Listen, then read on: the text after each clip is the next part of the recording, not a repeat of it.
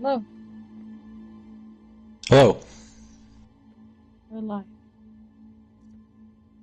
Hello? Yeah, I'm just still setting up the stream.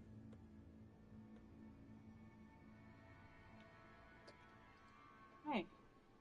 You can hear me, right? I was Can you gonna hear say, I me? heard you for a second. Well, I have to set the controller down to type things, so. Okay. I have to get the stream set. How have you been? Things good? Good week? How have you been? Oh, yeah. I can't hear your voice yet. Can I check yours? Good week? How have you been? Oh. Can I hear your voice, Brad, to check the voice? Hello? Hello? Hello? How have you been?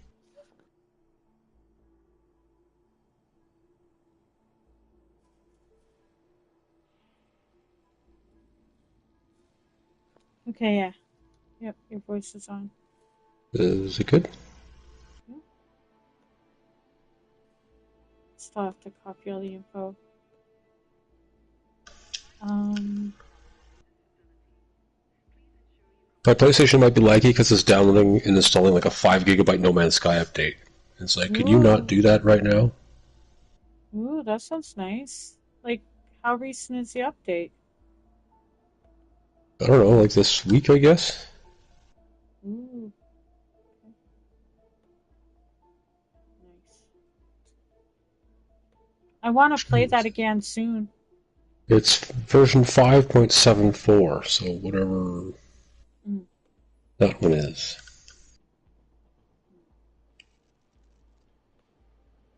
I haven't looked to see what I have.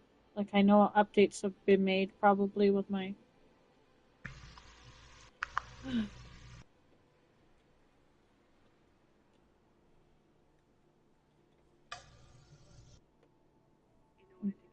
I'm nearly done. Recording date. Uh,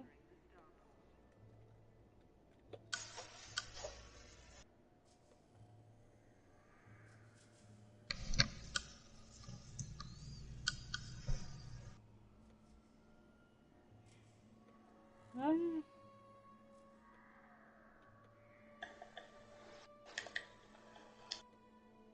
there we go. Subscribers. Minute, reactions off. Save. Okay.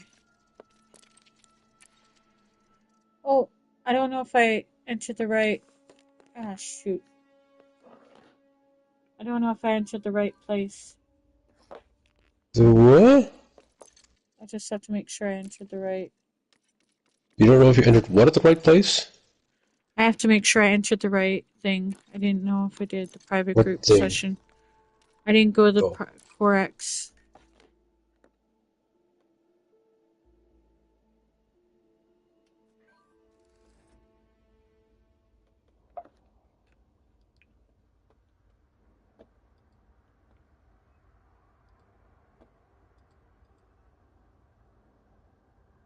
Okay.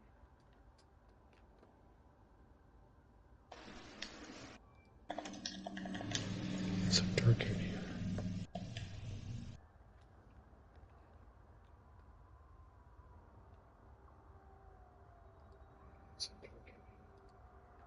Okay. I should be fully in.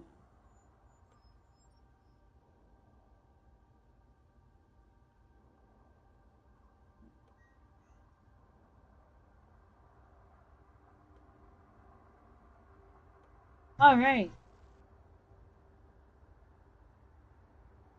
Good, the update's done.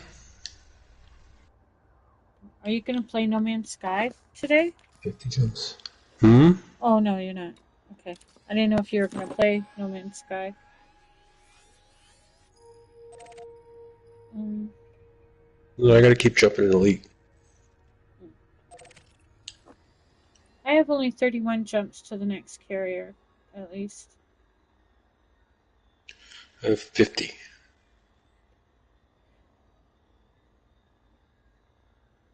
But I don't think it's the same place you're going. No.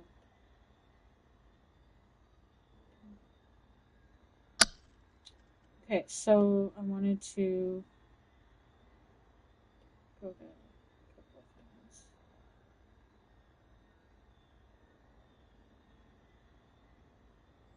things. Are you going to do that live stream thing? We are live streaming. I'm Where we like doing, talk to stuff? yeah, Okay.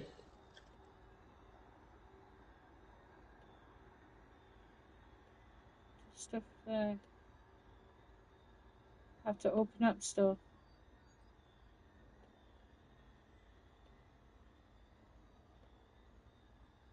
Okay. I didn't feel well this evening. My stomach got upset. Anyway, it's Friday, July 18th, 2025, 7:07 p.m. Eastern Standard Time. And this is the Let's Discuss podcast with Brad and Is it me. like a stardate thing? Yeah, This is we're the exact starting. time of day. Just in case there's any time travelers out there that want to like interrupt the stream. Yeah, yeah, I like to put the time often in my streams. And we're going to be talking about exoplanets while I play Elite Dangerous. Um, and the thing that was in the science news a couple weeks ago was about in a first the web. Hey, Anklo, you're here on time. You are here on time. You're here and you're first, Anklo. Welcome. We're going to talk about exoplanets today. So there was that science news a bit where the James Webb Telescope discovered the Saturn-sized world orbiting a young star 111 light years away. And it's the first planet that the telescope is actually seeing, directly imaging it. So Direct imaging. Woo, go James Webb! there you go. Oh, hold on 1 second.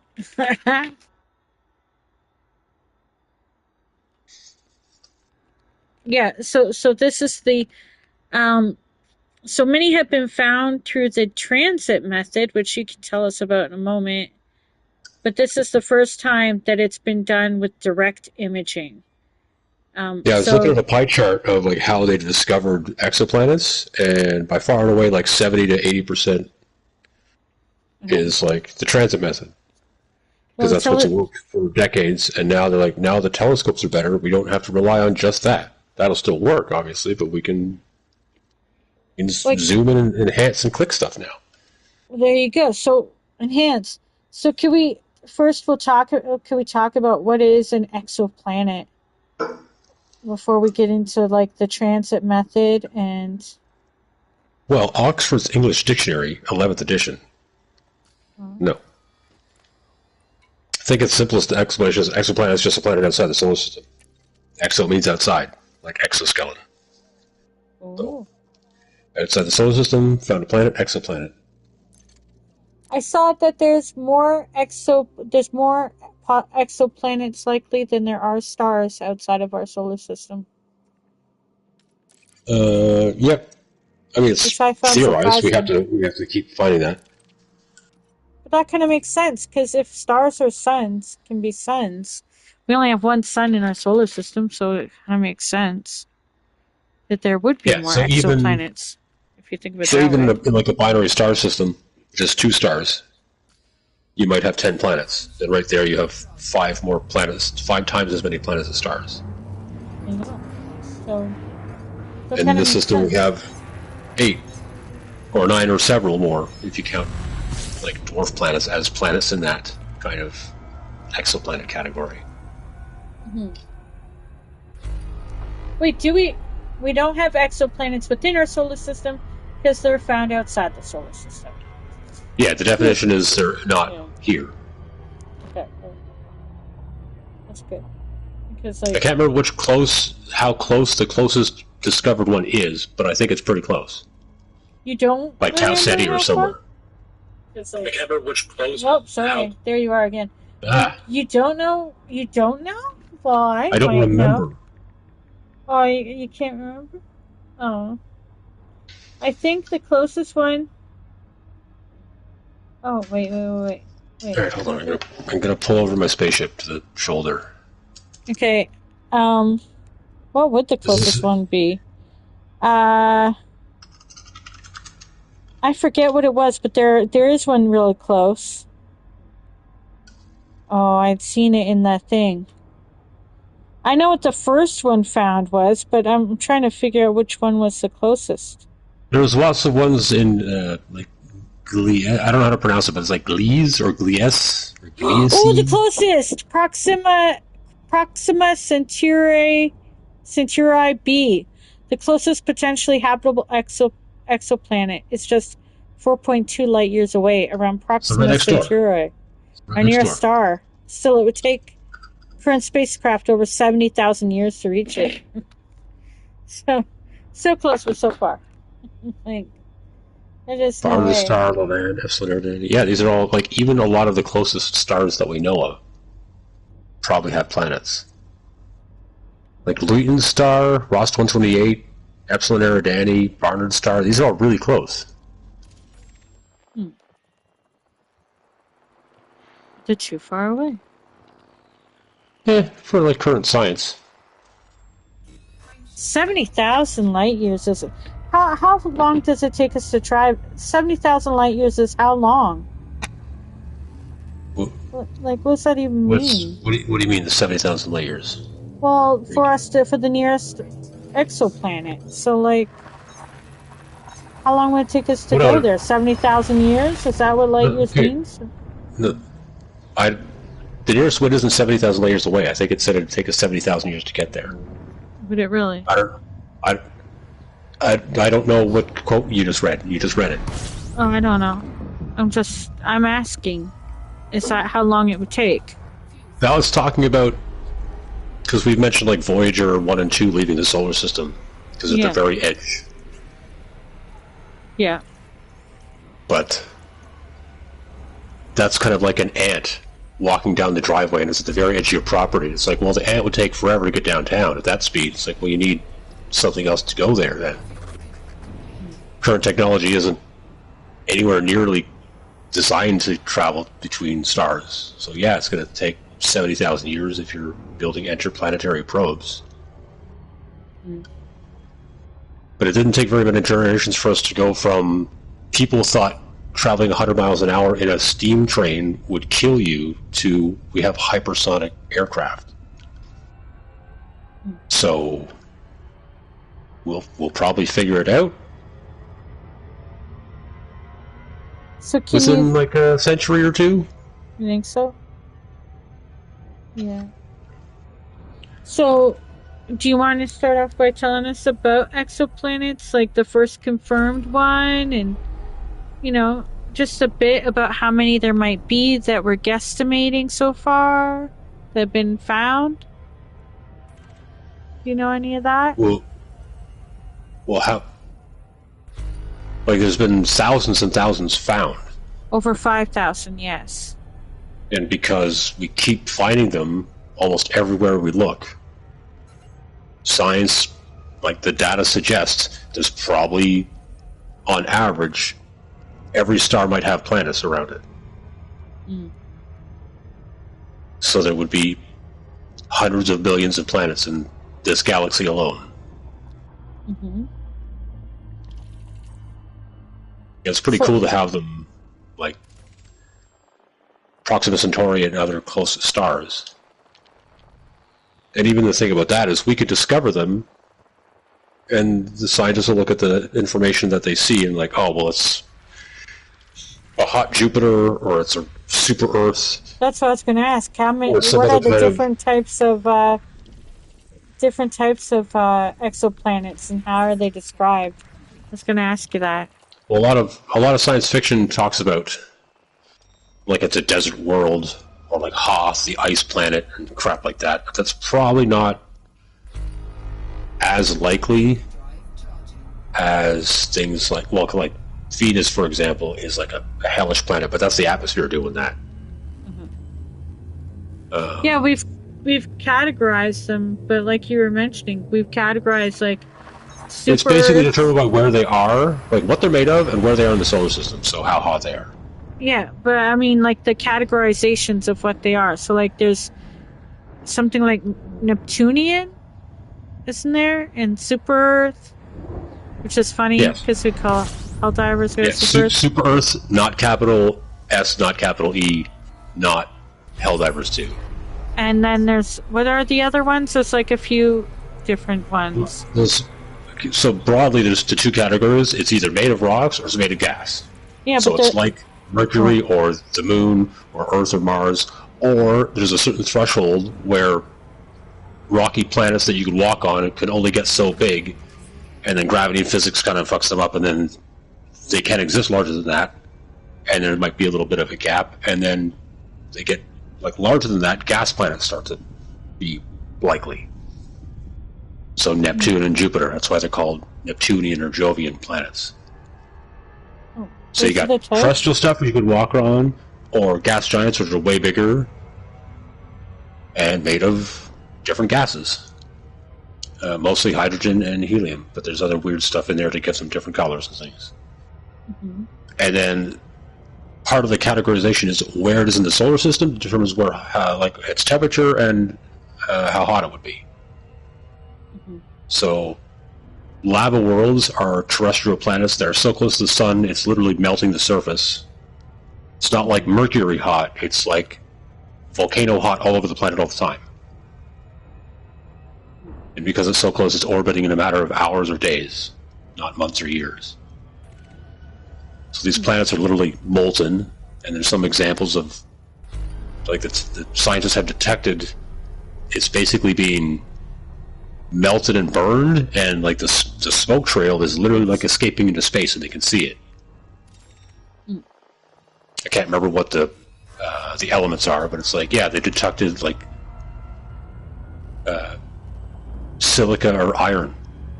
So it's literally boiling away the planet and leaving a smoke trail like a comet does as it orbits the sun, and they can detect that. And if you get further away from the sun, it'll cool down, and you'll get like more normal terrestrial bodies, rocky planets.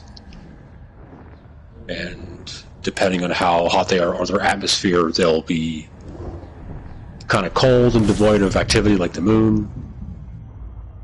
Or if they're close enough to the star to be like really like geologically active, they could be far enough away to be not molten, but they'll be like earthquakes or seismic activity. Sorry, I guess not earthquakes because you're not on Earth, but planet quakes or whatever. But as we see in things like Titan on like orbiting Saturn, you could be far from the sun and still have atmospheres and liquid, maybe not water, but oceans of methane and stuff like that, kind of more exotic things. Mm-hmm. So that's rocky planets. And then gas giants would be either hot Jupiters, which are like, it's the size of Jupiter, but kind of like a lava planet. It's so close to the sun, it's literally being boiled away, and it's hot. Yeah, there's one exoplanet that we know of that's it's being eaten by the sun, that it's near the star. Oh, Anklo says, but what about water worlds? I know that they would be rare, but what would the conditions need to be to create one? Water on it? Just kidding, Anklo. They I mean, that'd be probably a condition of exist. it existing, yeah, but I think the first part would be, because we talked about this before, where the age of the solar system determines what kind of elements are in it, because you need explosions and evolution to create more complicated elements. So a really young star system would probably only have a sun and maybe gas giants in it, because there's only hydrogen and helium to kind of build things with. And if it's older, it has But if you have supernova nearby and other stuff like that, the system evolves. There's more likely to have water and ice and things like that. But there's variables, like you could have a rocky planet in a system with lots of comets that have ice in it, and because of various orbital dynamics and how the comets get flung around the solar system, you could have millions of years of icy comets crashing into a rocky planet to the point where it gives it like a shallow ocean, or lots of oceans, to the point where it would be a water planet. Hmm. Or just how the ice accumulates as the planet forms would mean a lot of water there. In the part of the Discord that has I shared some links in the Discord in the space station part. We're in Yep. the research where you can see the types of planets that they found already, the exoplanets and what they guess them to be. So if you want to look up some of that, because that's kind of That's why I put that interesting. chart in the podcast. It's like a graph of like how big it is and how hot it is, and then the colored categories. Hmm. You're a tiny hot planet. You're probably a lava world. If you're a I just I can't believe how recent this was. The first exoplanet was discovered around a sun-like star. It was 51 Pegasi B, and it was discovered in 1995. That's pretty recent. Like that's after schooling for some reason. Recent, you know, that was It's because surprising to me. we needed more powerful telescopes, Yeah, now look at us taking pictures with or it. we needed telescopes and people poring over data for decades to be like, what the hell's going on over there? Well, here's a question for you, and this so that you can tell us about it. What method detects exoplanets by measuring dips in a star's brightness? That's the transit method. Can you tell us about that, please, Brad? We're all ears. The transit method is when and they have to observe the star for quite a while. A lot of astronomical observations aren't just like look up and hope you see something. It's look up and stare at it for days and days and days and days and weeks and months, maybe even years. And as you see things change, you could infer what's going on there. And So a and lot of that's the the transit method is they're seeing a star uh, dim on a very regular cycle. mhm, So they're like, okay, well, and there's methods that they can kind of figure out what kind of star it is. mhm. So it's like, oh, it's like the sun, or it's a red dwarf, or it's a blue giant, or stuff like that. And they know with a high degree of certainty that those kinds of stars don't just pulsate and change brightness and stuff like that. There's no cosmic dimmer switch that's just messing around with the stars. So it's like, well, what if we keep watching this and it keeps dimming every set period? The only thing that makes sense is that something keeps coming in front of the sun and blocking our view. But the only thing that would do that repeatedly is something orbiting it, not something happened to fly past through interstellar space, because that wouldn't be repetitive. So the fact that something routinely and periodically, It's orbiting it.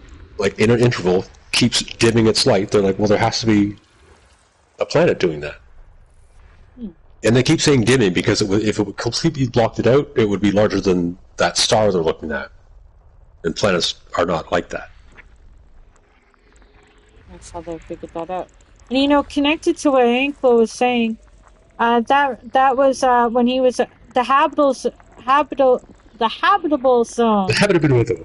Yeah, where temperatures may allow liquid water to exist is called the Goldilocks zone. So Yeah, this is a thing, because the Anklo, when you're porridge. asking about water. That's something. Can you tell us about the Goldilocks zone? We kind of touched on it in Warhammer, didn't we? I don't know why, but We touched on it a lot. It's a pretty common science fiction well, can you tell me about concept. that?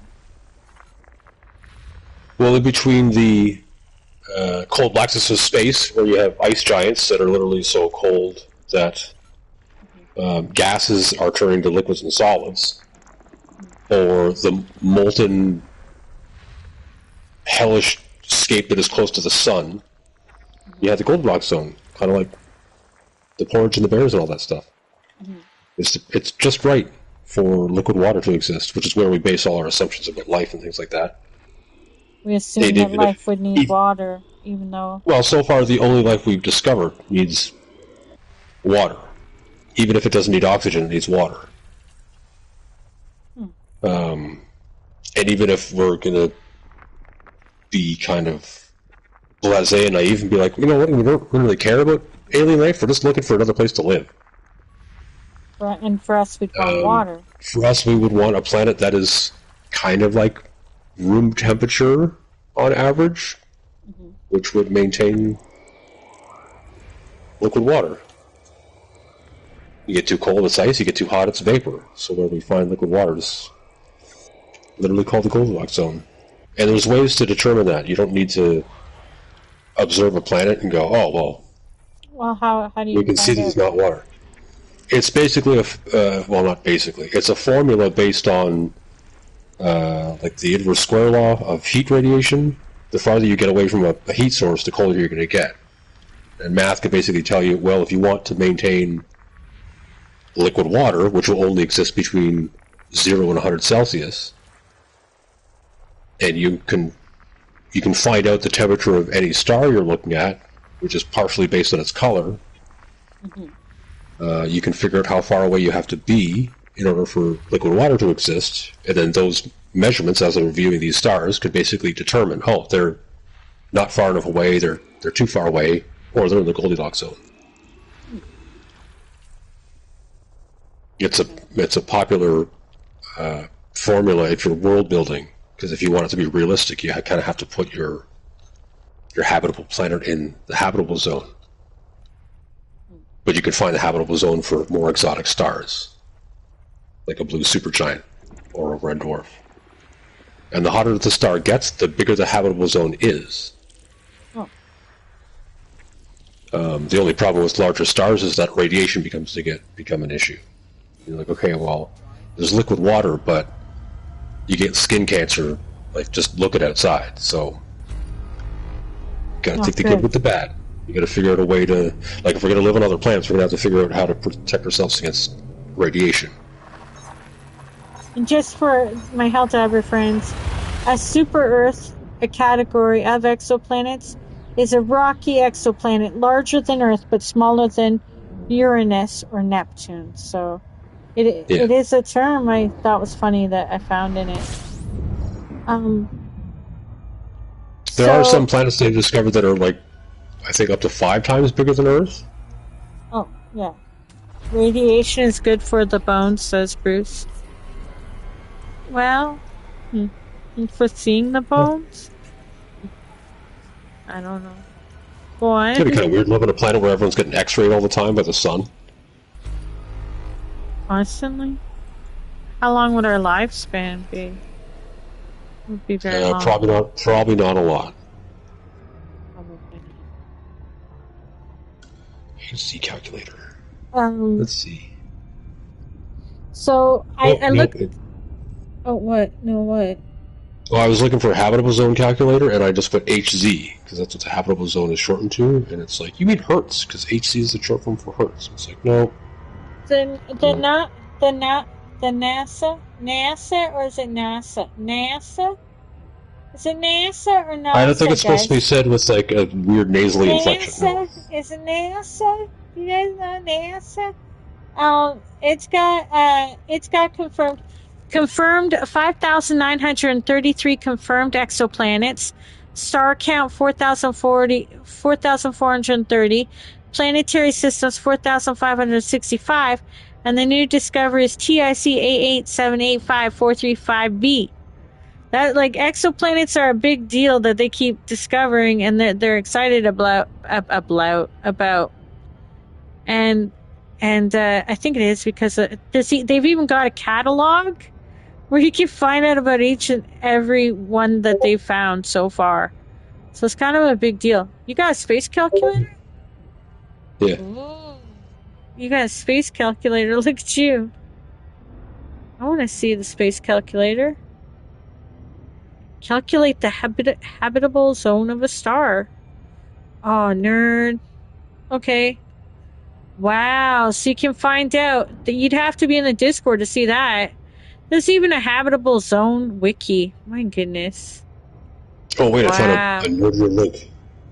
I'm going to edit that. NASA. It's Leviosa, not Leviosa. Sure. Whatever you say, Bruce. I'm pretty sure it's not NASA. It's NASA. I'm pretty sure. Okay. Optical death of planetary atmosphere. What? Oh, this was really weird. Holy crap. What?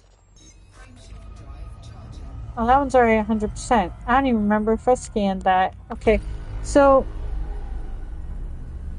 habitable zones, super Earths. Okay, okay. Kepler 22b is the first confirmed in the habitable zone, and Proxima Centauri b is our nearest known potentially habitable X.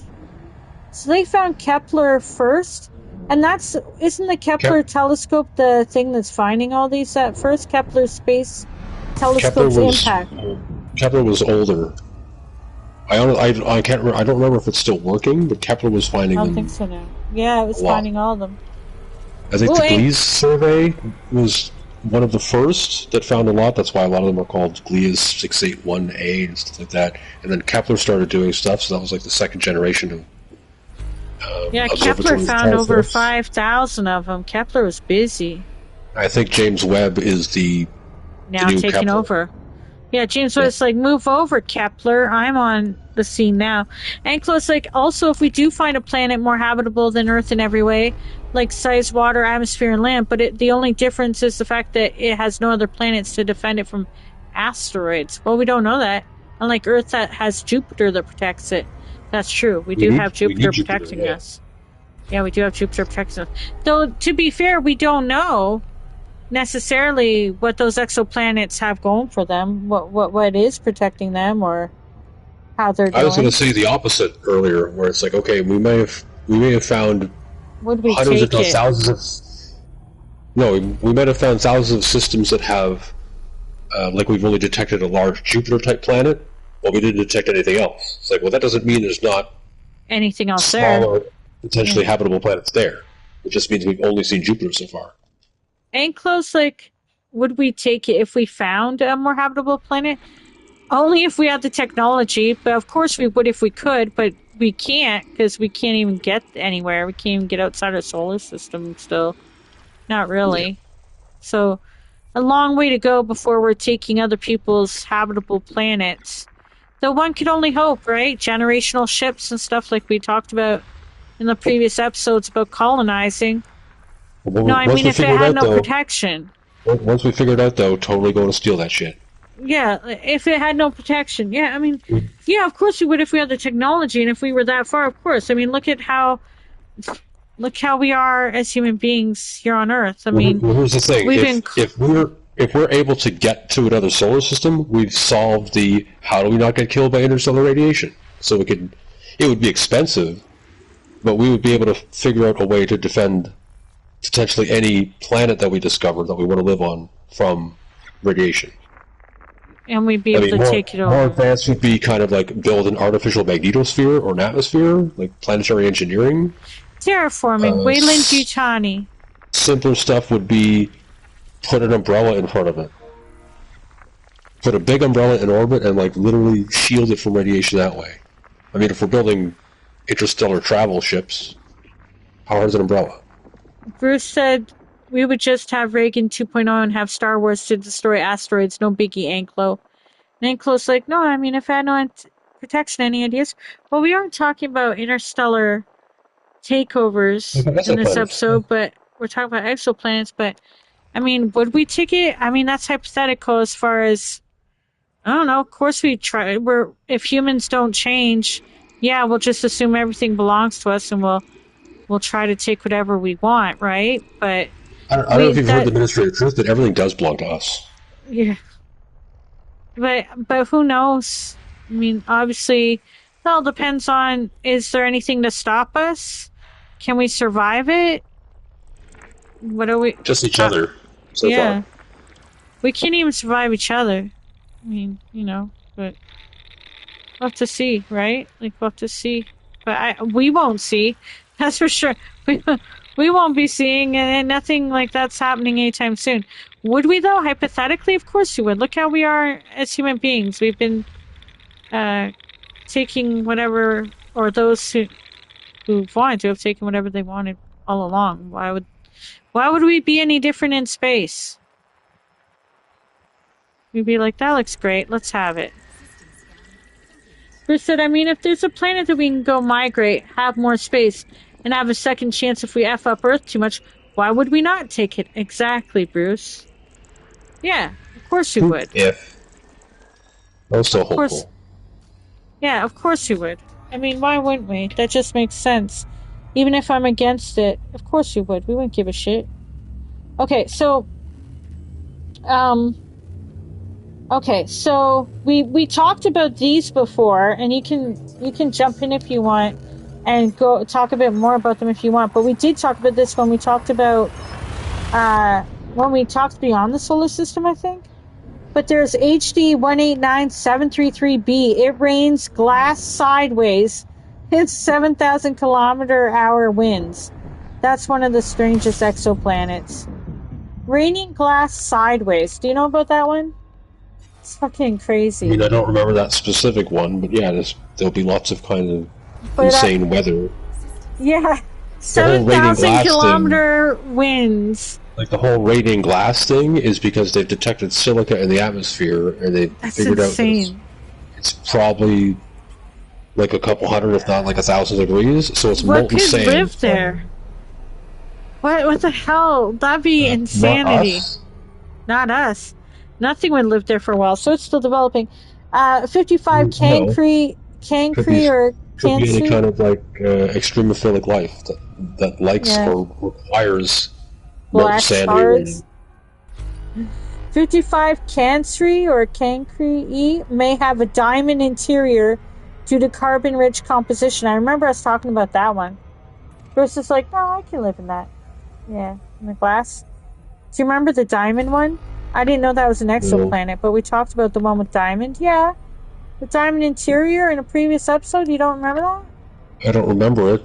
Plus, Oh, that's like extraordinarily speculative. oh, okay. Well, Wasp 12b is being eaten by its star, losing mass each orbit. And Trace 2b is the darkest planet discovered because it reflects less than 1% of life. Those all sound kind of scary to me. I'm just saying. But those are some of the The dark red planet. exoplanets. Pardon? I wouldn't mind a dark planet. I'm okay with 1% light. I mean, it's not like we really. What was it made of then? I don't know what's. I'm not sure. But yeah, Or maybe but that could be the atmosphere or something. That's the thing. uh, There's a lot of uncertainty because we're so far away and we're detecting with kind of simplistic instruments. well, yeah, we're detecting exoplanets with these methods, which I would like Brad to talk about because I don't know what they're talking about. I know he's mentioned the transit method. There's Yep. also the radial velocity direct imaging, which is only recently now going to become more of a thing, and gravitational microlensing. So I'd like to hear about that some more. Those are how we've been detecting exoplanets. If you want to talk about any of them, let me know. It's up to One you. of those gravitational microlensing, you said? Yeah, light Was about bending detecting by planets? gravity. Yeah. Yeah. So, I know you've seen like black holes and stuff in Elite, and how you can't Yes. really see them, but it really distorts space No. around and behind it Yeah. in a kind of weird, like clown House of Mirrors kind of way. Yeah. But any gravitational body would do that. Just just the smaller it gets, the smaller the effect is. But they can detect that planets do that as they orbit their parent star. Like if someone's looking at the solar system, if they're not looking at it edge on, which would see, like if it's edge on and you're looking at the planets would cross in front of the star, and that would be the transit method, so they could tell that way. But if you're not looking at edge on, Yeah, and the dimming of planets will starlight. the planets will never obscure the sunlight. They can still. Freaking gravity. Light bending by gravity. Gravity comes Yeah. back up again. So gravity can be used to see if there's an exoplanet. Wonder how often Well, that happens. if a sun is shining at you, it will kind of go in a straight line. But there's literally anything in the way, it'll be distorted. So these distortions, Okay, laser. again, based on like cyclic patterns, they can kind of infer that there's a nearby planet that's doing some other, thousands of light years of interstellar dust or any other kind of anomaly. Brad's That's what breaking up. I stuff think about. he's making coffee. Are you making coffee, Brad? Brad? Brad! Are you I'm in making the coffee? kitchen. I knew it! I knew it! I called it. He's making coffee. Hey, Laser Lever, it's good to see you. First time listening in. Yeah, we're talking about exoplanets. Last week, we're still recovering from talking about Warhammer last week, so we're just starting to get into exoplanets. We've talked about a lot of different things on this show, science and or sci-fi. Usually at work, you're sick. Oh man, damn, get better soon. Yeah. Well, we're both in Elite Dangerous right now. We're on the console. Don't want to talk about Space Legs. I'm gonna do that in No Man's Sky. But I've got plotted route, and we're talking about exoplanets. We're still warming up. We don't kind of hit our stride until like a bit in. But if you have any questions about exoplanets or things you want to add about it, we did recently have an exoplanet seen by the James Webb Telescope in the news, the first direct imaging of an exoplanet, because it wasn't done before. We usually detect them by transit method. Radio velocity, star wobble. I'd like to hear Brad describe star wobble when he's done making his coffee. Because gravitational microlensing, though, we've got an upcoming, eventually, gravity episode. I don't know when, but that's going to be a big one because I've gotten so excited over gravity in the past. It's mentioned in so many of our episodes. I'm just amazed that gravity blows my mind, and I'm kind of excited to like really actually talk about it. And intimidated. Like I feel like it's going to be a really big episode. I don't know when Brad's going. Oh, Brad, are you back? Yeah. Okay, can you tell me about star wobbling? Hmm. Please, radio Okay. velocity. So star wobbling is how, I mean, you've mentioned this with the tides, how the moon Yeah, affects the tides on Earth, but also the sun affects the tides on Earth, even though it's really far away compared to the moon. yeah, and the sun actually But the affects Earth, us more than the moon sometimes, but people but, don't talk about that because it's not but, romantic. okay, calm down. But the Earth Sorry. also pulls on the sun, and Jupiter pulls on the sun, and Mercury pulls on the sun, So ever so everything's slightly, pulling because on the they're. sun. Yeah, please go So on. when we look at so when we look at other stars, if there are planets orbiting it, it will wobble around a little bit. Star wobbling. So it's like pulling on the tides. Wait, so It's the things same can be idea, pulled only on, the opposite. but no idea of water? Wait, so what's explain that further? It's The like, opposite idea. well, the tides are the entire like ocean being pulled by the weight of the moon and the sun. Yeah, that's kind of beautiful. Go on.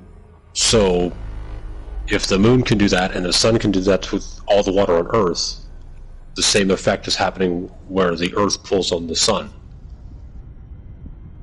And as the planets orbit it, it kind of moves around a little bit. It doesn't just stay still. So the Earth also It'd be like pulls. if you had it's like wheel weights on Wait, a so car can tire. wait. So can everything pull on things? Okay, if the moon. What? Wait. Can That's everything just pull on things? like I meant. Okay, so we're saying moon affects tides on Earth, sun affects the tides on Earth. We know that, right? Okay, now the star wobble, which helps find exoplanets. So a Because if the sun. sun didn't have any planets, it would be kind of stationary. But because it's wobbling around a little bit, they're like, well, maybe there's some gravitational effects like planets orbiting it. Okay, so the sun affecting it like the sun affects our Earth. So wait, but does every planet affect each other because of gravity, right? Blah blah gravity? Is that Yeah, without the blah blah part. But yeah. so? Wait, so everything could romantically be affecting each other? Like how No. we make it about the moon? No, I'm saying like because of gravity and the pull and blah blah blah and tidal forces and forces Less of romance and less blah blah blah, more science. But yes, you're right. so like there's no big deal then about the moon pulling on us. I don't know what you mean. Are No you big trying to deal. Like ruin that's things how the like the stars not falling from the sky again? Like, is this one of those moments where, like, it's not a big deal because everything gets pulled on? part of growing up and learning stuff is your dreams getting crushed. Sorry, kid. So everything in space is pulled on by gravity and by other objects near Essentially, yeah. them. And other objects near them. Even things not even near them, because we've talked about how Andromeda Galaxy and the Milky Way are flying towards each other. They're millions of light years apart, and gravity's still pulling them together. Why? Like, why? Gravity is probably the most powerful force over great distances in the universe. Quantum distances, it starts to lose to other forces. What other forces does it lose to? Electromagnetism and the nuclear forces. About how molecules I feel and kind atoms. of bummed out. Okay. So basically, we're affected by the moon and the sun. It affects our tides. But one of the ways we detect other exoplanets is the way that it's, the star wobbles. So the way that the suns that are near it affect it. That's how we can tell that there's an exoplanet. Basically, everything affects each other. For the most part, yeah. Are we affected by the other planets in our solar system? Do they pull on us too? The ones that are near us? A little bit. Okay, so The whole Planet X thing was propagated by even hundreds, not hundreds, but 100 or 200 years ago, when they were discovering Neptune and stuff like that, and Uranus. They were the orbits are still kind of wobbly, and we can't explain why. There must be some other planet out there that's influencing their orbit. Because even when we figure in Jupiter and Saturn and the planets we knew about influencing their orbit, the math still didn't make sense. So there has to be something out there. There must be a Planet X. And then they found Pluto. I'm like, well, Pluto's not heavy enough to do all the things we expect, so there must be a 10th planet out there. We gotta keep looking. And as telescopes and observations got better, and we got smarter, we found that it wasn't really a big planet, it was a whole lot of little stuff out there. yeah, a lot. And maybe now we're okay, well, maybe there's not Planet X, but there's 7 other dwarf planets beyond the orbit of Pluto, or maybe more than that, I can't remember exactly, but there's a surprisingly large amount. It's just clicking on me. And all of that distortion may have been what was messing up the math of Herschel and other people that were exploring the other planets. I'm sorry. I know we have to stay on science, but now I get why there are some sciencey people, and history people and all that are into not astronomy, but astrology, because, okay, I get now why. Because of planets being pulled. Because if planets do affect us, do affect each other, now, you know how we've named solar system, blah, blah, blah, star constellations and all that? I'm getting now why some people do believe in that shit. Because if there is an actual pull and effect on planets, that kind of makes sense now. Do you see what I mean? Yeah, we know it's more gravity, Vault 78. Of course it's gravity, but that's what I mean. Yeah, the effect of gravity on all that stuff. Astrology is literally trying to quantify spiritual theories based on astronomy. Yeah, which I get now why which is how the whole zodiac sign thing came from. Exactly, and now I get why. Because if you did think about gravity and the pull of everything, I guess this is stuff we already knew before we actually had it verified scientifically, I guess. Not to say astrology is the same as astrology or should be comparable. I was going to say, I don't think we scientifically verified that astrology is true. But we have just said that they pull, the pull of the gravity's pull on and the effects that planets have on. Okay, moon and sun do affect us. Tides affect us. Tides affect. I mean, like, it's just kind of like, oh, well, I guess I get why people believe in that stuff. If like we have agreed that there's a pull. Anyway, Well, pulling on things. we've discovered gravity is a thing. So that, and the Gravity's fact a that like, big thing. Like people that, think that might infer things. Yes, we it can see could. why they believe that. That doesn't Yeah. mean that it's like, oh my god, there's irrefutable scientific proof. No, there isn't, but I can see why they would not dismiss it. Of course it's Gravity Vault 70. I can't wait for the Gravity episode.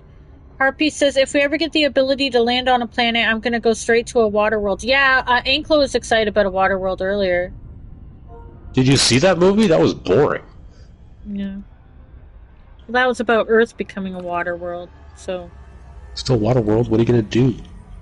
So yeah, You go to the beach, some of it's not water. What are you gonna do with a water world? You're gonna get tired from swimming. yeah, we'll just be like, oh, look at all this water, great. Now we'll drown. So yeah, the method most exoplanets that found the most exoplanets so far is the transit method, but I think with the James Webb Telescope, although I don't know, it's going to be hard to catch up to over 5,000 planets. I think now with direct imaging, which recently they did.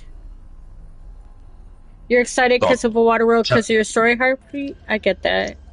Like telescopes and computers have gotten a lot better. So Oh yeah, now better that they speed telescopes up. can feed information to better computers and just crunch numbers way faster. Oh my god, so they could catch up. Yeah, because we're going to have more confirmed planets for sure. I think it's That's easier, crazy. even for modern telescopes, to do the transiting method Oh, because it's guys. not. You don't need to.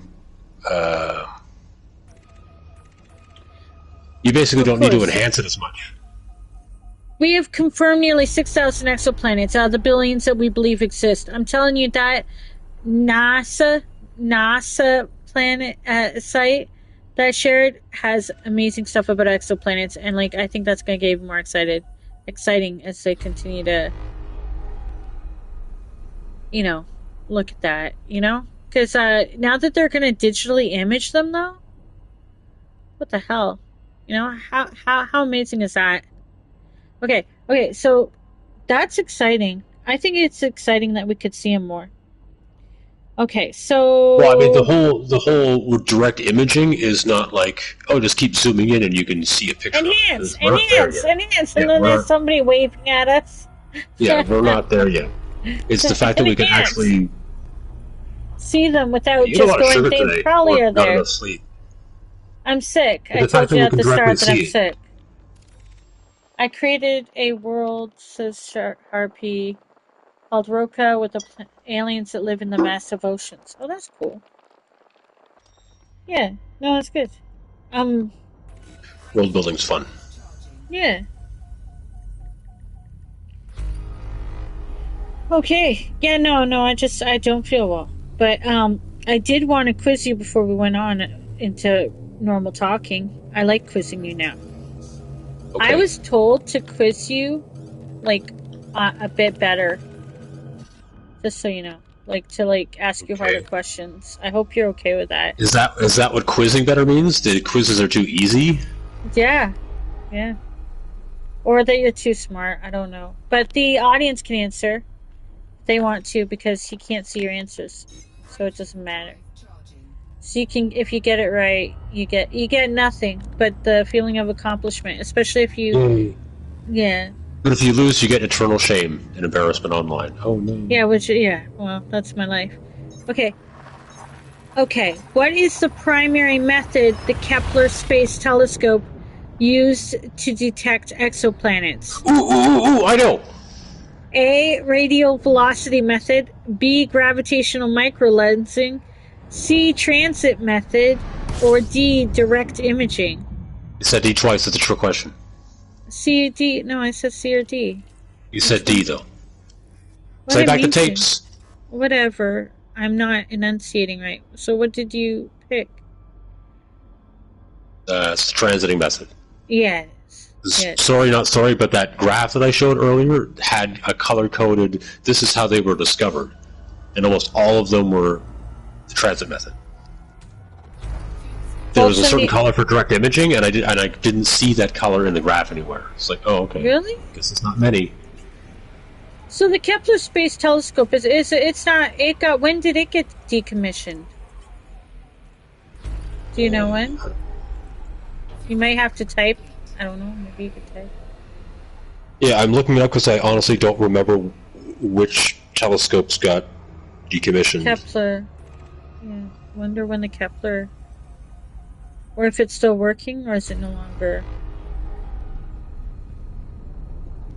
Kepler Space Telescope was active between 2009 and 2018.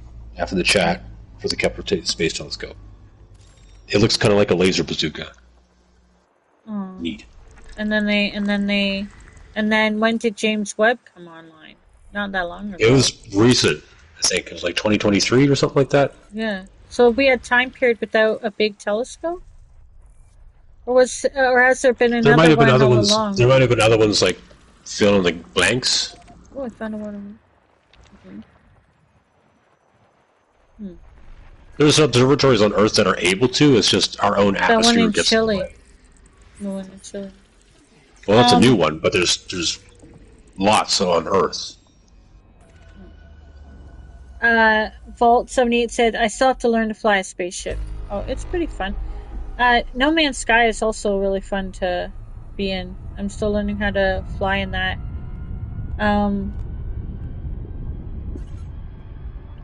And Harpy's sharing their story in the chat. You probably should write the story and not share it all in the chat, because somebody could take your idea. Yep. Just so you know, Harpy. And also, sometimes when you share a story ChatGPT like is that, soaking that up right now and send it to Bezos. also, when you do that, then you're not writing the story, you're just sharing the story and the thing, and then it's not getting written. I do that all the time.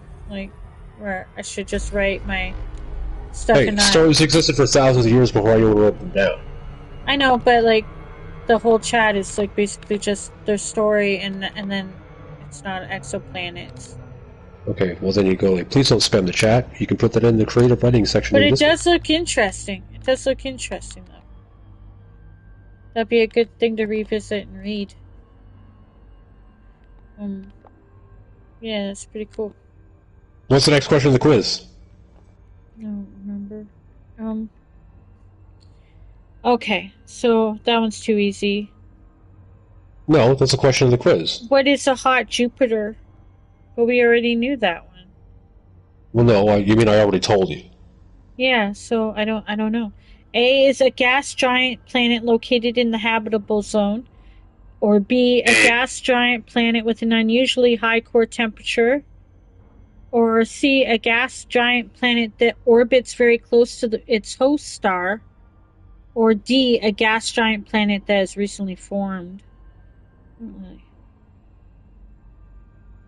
It's kind of like B and C, but neither and both? Yeah, C, a gas giant planet that orbits very close to its host star. But if the star is very cool and dim compared to, like, other stars, close is, like relative.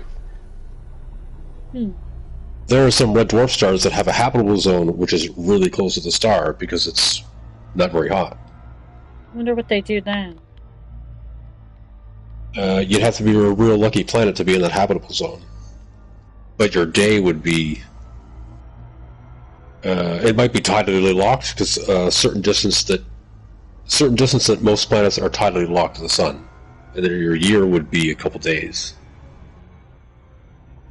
So maybe like psychologically that would mess with your head.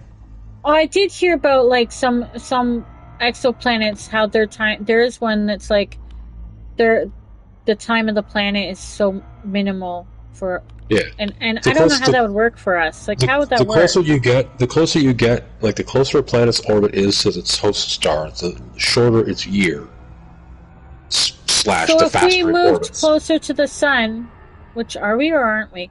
If we move closer to the sun, our day would get shorter.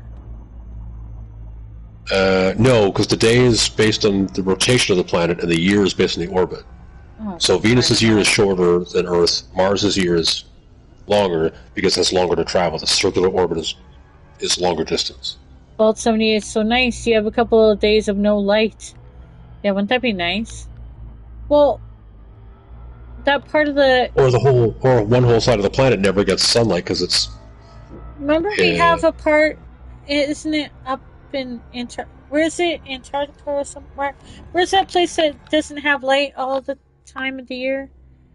Or well, that's based on the wobble of Earth's rotation. yeah, but don't we have a place like that where we don't have sun part of the Well, year? Like in 30 Days a Night. I'm thinking of the place that was in 30 Days a Night. The so during the summer in the North Pole, Norway, Sweden has it parts says about 78. Yeah. parts of the Arctic, the sun never sets. In Norway, Sweden And said about 78. because that's the north part of the world. But simultaneously, as that's happening, the southern hemisphere has the opposite, where there Really? might be parts of the Earth that never get the sun, Wait, they never get the. Why do you feel embarrassed, Harpy? Don't feel whereas a day is embarrassed. much It's shorter, exciting to and write other parts of the day is stories. much longer. Keep writing stories. Write your stories. It's very important. Um. Okay. Um. I don't want that one. This is something. Okay, so this one was something we had an issue with, but this is where I want to know, like, if you could expand upon it, why the James Webb Telescope is now able to take direct imaging? Oh, because of the camera. Never mind. It's just because of the camera, right? It's a more advanced camera, but it's more like how it does it.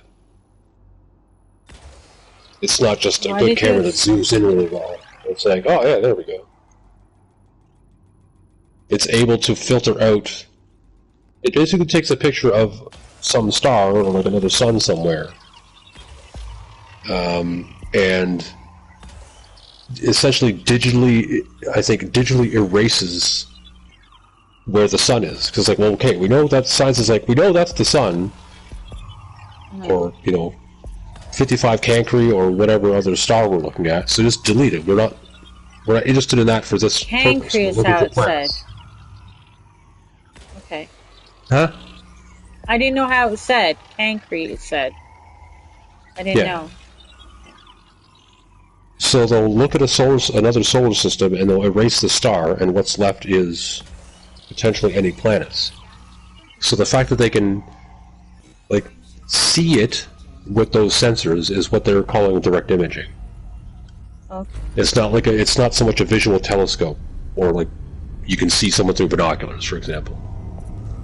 But the fact that we're not inferring its presence through science, like the transit method, gravitational wobbling, we can actually see this little pixel speck and be like, holy crap, that's a planet.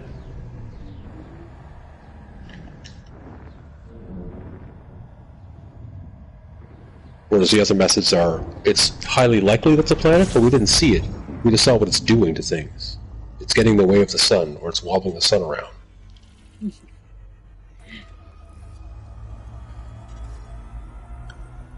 Okay. Harpy, do you know anything about exoplanets? Because I would guess so if they're world building and I writing. used to be a smuggler at Eve Online. I don't know. I don't know. I'm not gonna That pay game is attention to them. crazy. That game is crazy. What? Like how Eve Online, how in depth that got. With what? I don't know the game. Yeah. Sorry. What is the game? Tell me, Agnes. It's a sci-fi game. I don't remember what like category. I don't think it was an RTS or anything like that. But it had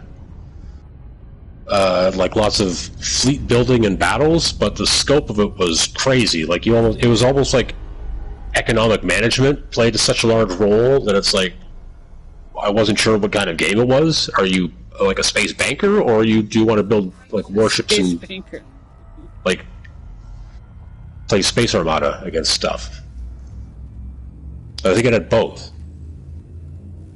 And like most science fictions, it had like, here's your 4 different factions. They all have their own, they lean into particular technologies, that they're good at certain styles of warfare, or their cultures are a certain way.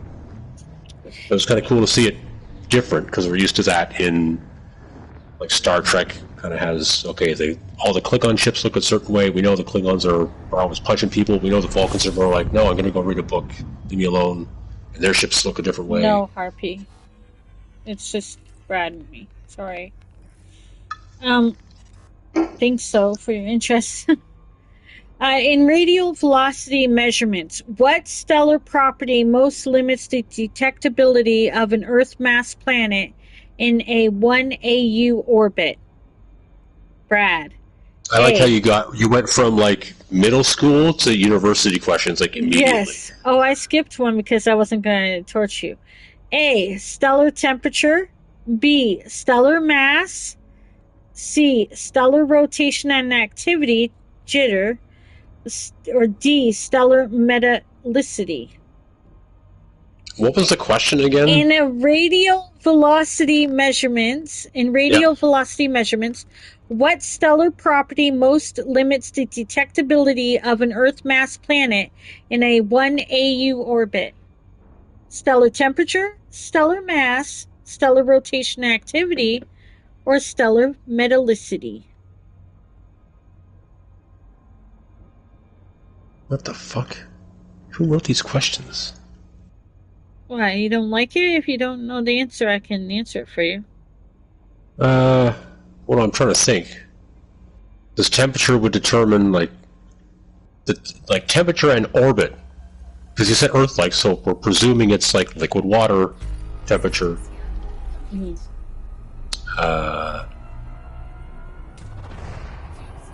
But you also said 1 AU, so something with liquid water at 1 AU would ultimately be determined by temperature, because if it's too hot, 1 AU is too close, or if it's too cold, 1 AU is too far away. Metallicity has other effects, but not necessarily this. And what was the other one? Stellar mass? Was the second one, rather? Stellar. What was the second answer? Stellar rotation. Stellar mass, and then stellar rotation and activity was C. So. Like, mass kind of correlates to its temperature, but I'm going to ultimately say temperature. It was C, stellar rotation and activity. Bullshit! Stellar noise can mask small radial velocity signals.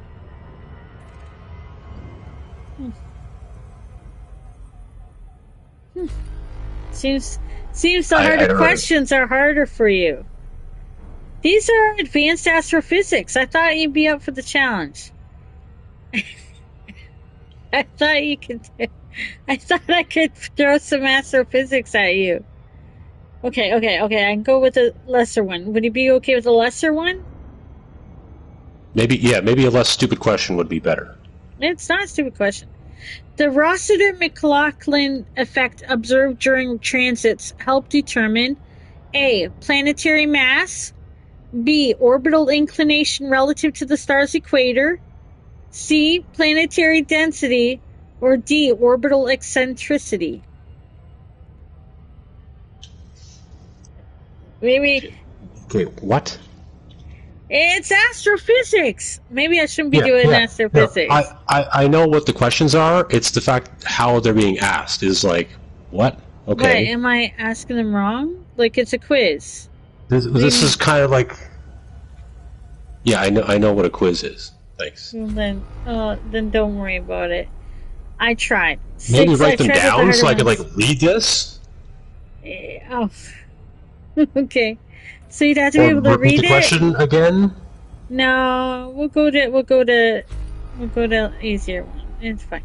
I don't think this is like normal like oral quizzing. It was astrophysics. I know what astrophysics is. Thanks. Okay, well then I'm sorry. Don't worry about it.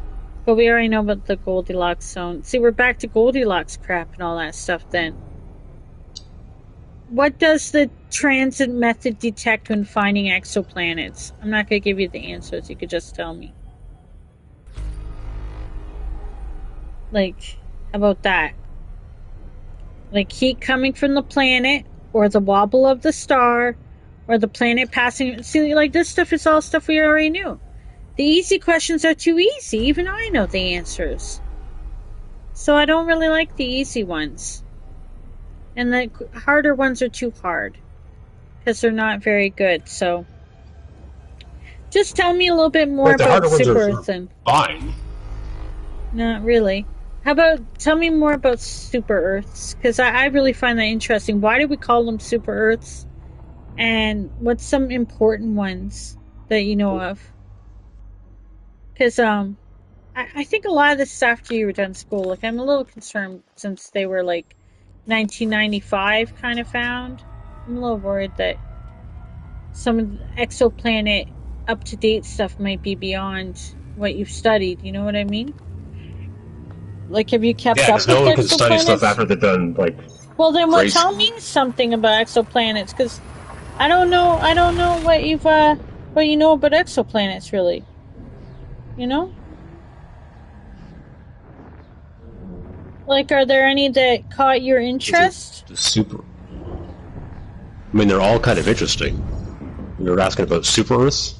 Like, what's a Hmm. super Earth? Hmm. Basically, any terrestrial planet that's bigger than Earth is defined as a super Earth because the math or other things they're detecting seem to be like, okay, this is not No, super large Earth enough to wouldn't be crush Neptune. us, Disculpa. They're all outside our solar system. Disculpa. That's why they're exoplanets, apparently, because they're outside our solar system.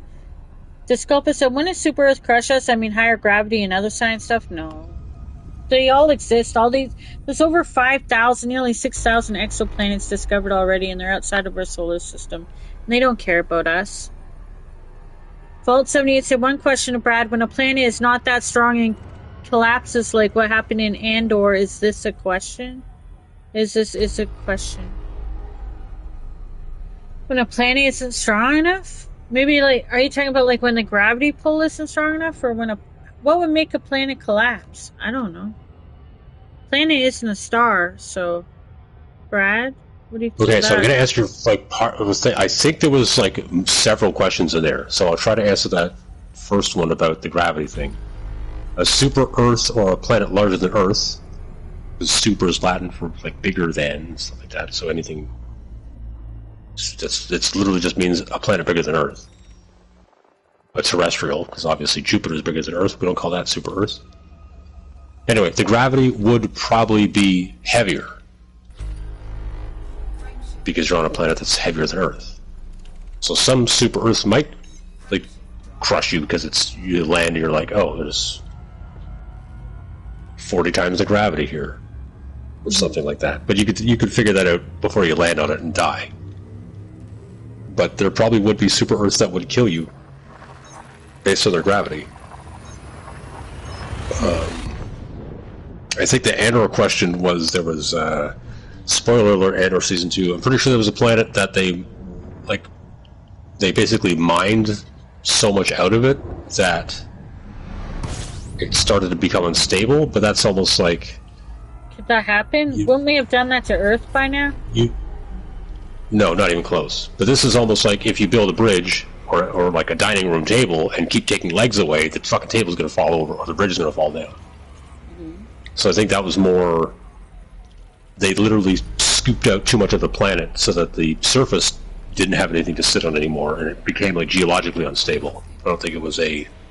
I mean, yeah, that's gravity related, but that's like a planetary scale industrial accident.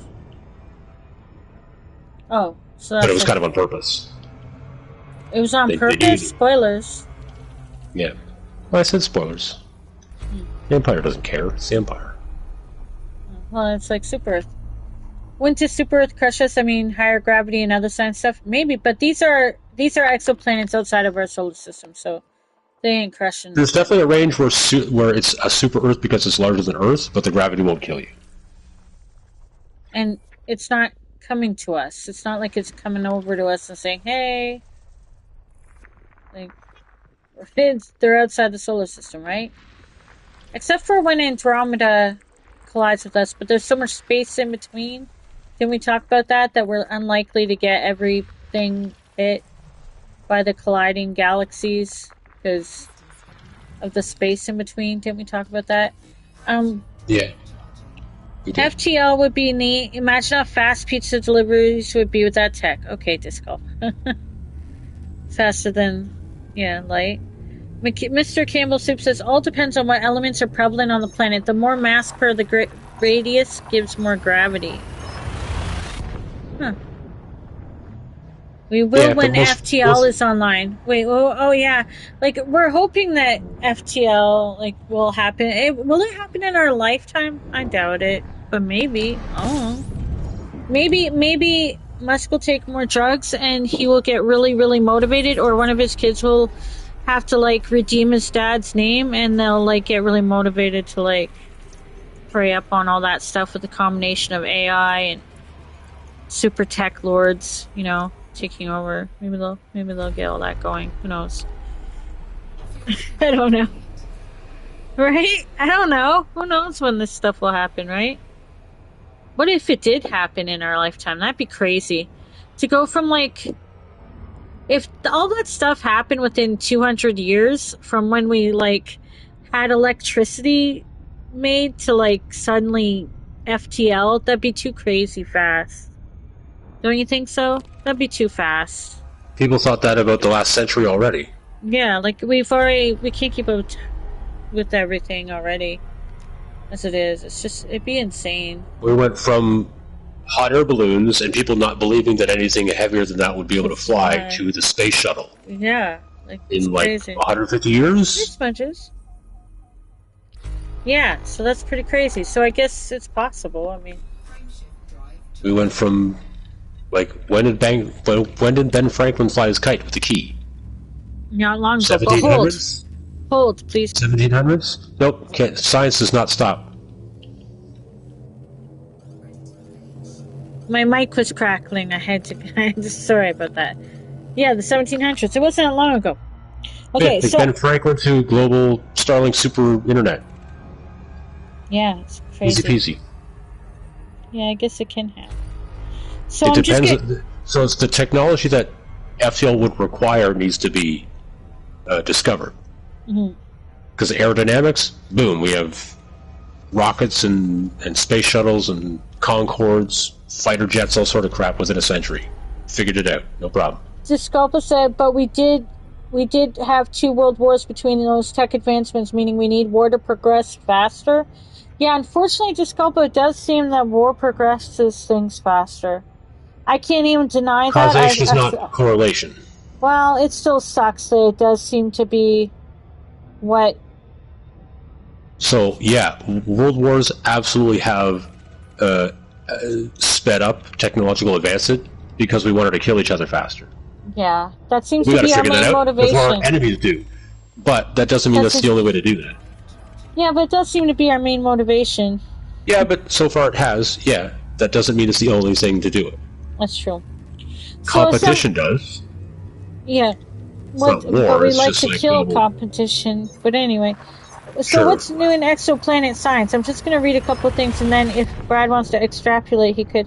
Super Earth's inhabitable worlds. The growing number of near-Earth-sized planets in habitable zones offers more life search targets. And that seems to be the main motivation between searching for exoplanets. I think also I got in my an email from Bill Nye the Science Guy, where he was talking about they're doing a funding push for help for searching for, is it for exoplanets? Did anybody else get that email? I don't know, you got the email. Yeah, there was an email about fundraising for continuing. You have to play this game, you love the jumps. Vault 78, that's my favorite thing about this, is fuel scooping suns, mapping, and yeah, I mean the game, if you play it on PC, is a different experience, but that's probably my favorite part is that. Hold on, I'm gonna open it up and see if it's there, because honestly it was a thing that I want to mention, because that seems to be the main motivation. Hold please. Where is it? I think I might have deleted it, honestly, but it was kind of cool. So okay, here I found it. Oh, that's good. Oh no, okay, never mind. Okay. Oh hey, astronomers witnessed a new planetary system forming for the first time. Using the ALMA telescope and the James Webb Space Telescope, researchers recently observed an exoplanet system in the earliest stages of planetary formation. This is the youngest planetary system ever observed and gives researchers a chance to peer into our own solar system's past. Did you know that? That's a press release from the European Southern. I'm going to put that in the Discord, Brad, for you. Do I put it in the Let's Discuss or in the news? Space news. Okay? That's new.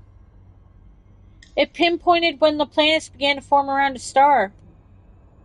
That's kind of exciting. That's from the downlink. I don't know if any of you guys are connected to the Planetary Society, but that's where oh, I know what it was. It wasn't about exoplanets, by the way. It was about asteroid impacts, and that's where Bill Nye the Science Guy popped up. It was for a asteroid, Earth's first line of defense. Bill Nye the Science Guy is wanting to help asteroid hunters, and that's an ongoing campaign right now. They're only 39% of the way to the goal, so my guess is that we won't be able to protect the Earth from. I mean, we've been lucky. Yeah, well, we can only be lucky for so long, though. Help save space missions. Oh my gosh. Oh, No, I mean, this like, is we've really been lucky good. that we haven't been hit by an asteroid because we're not really looking for them. No, we're not, and that's unfortunate. Guys, I would check out the Planetary Society if you want to get nerdy, because this isn't a bad. I just recently was starting to get this. The downlink is the email. I'm gonna share. I'm gonna share it here because it's got some neat briefings that I. Oh, that's not a good link. Hold on. I'll remove that. Sorry about that. Put the question. Um. There we go. There we go. Maybe still. Okay, I have to play this game. Yeah, I love the jumps too. The jumps are my favorite, and they're so relaxing. And I like the what is it called that I'm doing when I'm doing the scanning? We called it space radio, but what was it called? FSS scanner. What's it called again? This is The so full spectrum relaxing. scanner? Yeah, so relaxing. You know, it's just relaxing. It's a very, and then just jumping is really neat. Um, Maybe Stellaris would be a good game for you to test out if you like space stuff, but be warned DLC can be expensive if at all at once. I don't, I don't buy games. Yeah, probably. I haven't really. Is it on console? Mass Effect vibes. Everybody keeps mentioning Mass Effect to me lately. Stellaris is not up her alley from what I have seen, says Soup. How do you know? Brad, what do you think? Have you heard of Stellaris? What's Stellaris? I've heard of it. I don't remember what kind of game it is, though. Oh. Is that the one that's been in development for like 10 years and taking billions of dollars from people and isn't doing anything? Which one's that? Or that's Star Citizen. Oh. Yeah, I don't know. It's like, yeah, we're almost done. Just pledge this next Kickstarter. We'll definitely be done. Keep Oh. giving us money. We promise. Ouch. I like No Man's Sky. I like to get more into No Man's Sky. It just has a learning curve for me. But so did this one. This one I enjoy though. I like the realistic part of it, and I like scanning it. Anyway, um, it's a strategy game like Age of Empires, no way, but more detailed maybe. I like strategy games in real life. Then there was planet star magnetic interactions. So, hip. Oh God, why did that do that? Do you know about those? Can you tell me about those? Because I just lost them. What? Planet star magnetic interactions. That's new in exoplanet science. So, like the HIP 67522b shows how extreme environments shape atmospheric loss. So that's something that's new in exoplanet science. And then, of course, we already knew about direct imaging advances, which is the biggest thing to happen in exoplanets lately. And that's the James Webb Telescope's ability to directly image smaller planets. It opens a new window into early planet formation, which I just shared like the news of in the Discord about, them seeing how a whole new solar system gets built, which is crazy to think that we're now going to see things like this that we didn't. But I guess, like you said, things could happen fast, and then I don't know. They can feed that data into new models, right? Mm, Well, the ones seeing the planets like form and stuff, they're probably seeing it on a protoplanetary disk. I don't know. I So, shared the link like so you'd be able to see. yeah, but I'm playing a space game. Billions of Oh, years ago, when the Earth and planets were forming but weren't formed yet, mm-hmm, it was basically a big disk of rocks and gas spinning around the sun mm-hmm. that coalesced into planets as matter accumulated, and that gravity brought more and more stuff together. Oh. So we're kind of seeing that, I guess. That's kind of amazing, isn't it? That's a big deal. Yeah. You know. But we'll be long dead before any of those planets are formed, because it Yeah, takes which is billions of kind of years to do. exciting. But it's helping us learn more about how ours was created, probably what was happening, Well, the thing with the what we time might have scale of looked that like. is that because it takes so long, we're looking at it, we can see a system like that, and it's like, okay, that might be what our solar system looked like 5 billion years ago. Mm-hmm. But then because we can't really just sit there and watch how that forms, we'd have to see another example of it at a I've different period purified a in the planet formation. or two.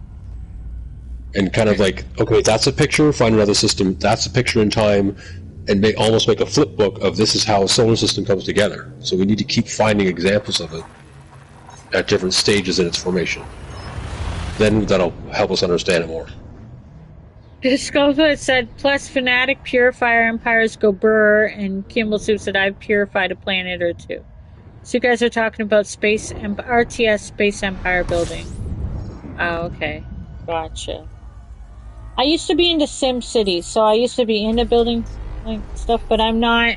I don't think I can do like simulator games anymore that are like different types of things anymore. I'm already. My life is passing before my eyes. Every day is and more time lost of potential and possibility. If I got into some other types of games, I would just no. We can stop playing GTA. I rarely do. I basically have. Okay, so he says, you can tell the GTA has been an issue in our past, eh? He's like, I can't compete with GTA. Yeah, I was racing on that game. Don't worry, Rockstar Social Club is taking care of GTA. Okay. Well, you're talking about life is fleeting. It's like, Well, I'm really playing that go now. do something then. Well, why don't you? Gosh. Look, we're gonna fight about it. Some exoplanets orbit two stars. True or false? Meaning we can start. True? True? Yeah. Like Tatooine in Star Wars called circumbinary planets. How do you say that? Can you say that? Can you correct me? Circumbinary? Yeah. Wow. Like circumference? What about Tatooine? Did I say that? I said that wrong.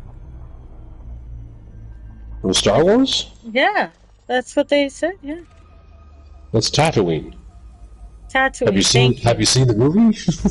Yeah, but why would I pay attention to the names if I'm watching the movies and looking at Han Solo? It's alright. Meaning we can start calling you an elder now. No, just call book. No, not yet. I don't think so. I mean, I guess it depends. I mean, technically, mid-30s is an elder. Is midlife. Is past midlife. If you only live to, if the general age is about 70 something, you're already past middle age in your early 30s. You're welcome. I hope you're Wait, all what's 70 depressed now. divided by 2? Oh, wait. Hmm. What's the name of the NASA telescope? Oh, Anyway, we already know Kepler. Okay. Okay. Oh, here's something. Why are M dwarf stars targeted for habitable exoplanet searches?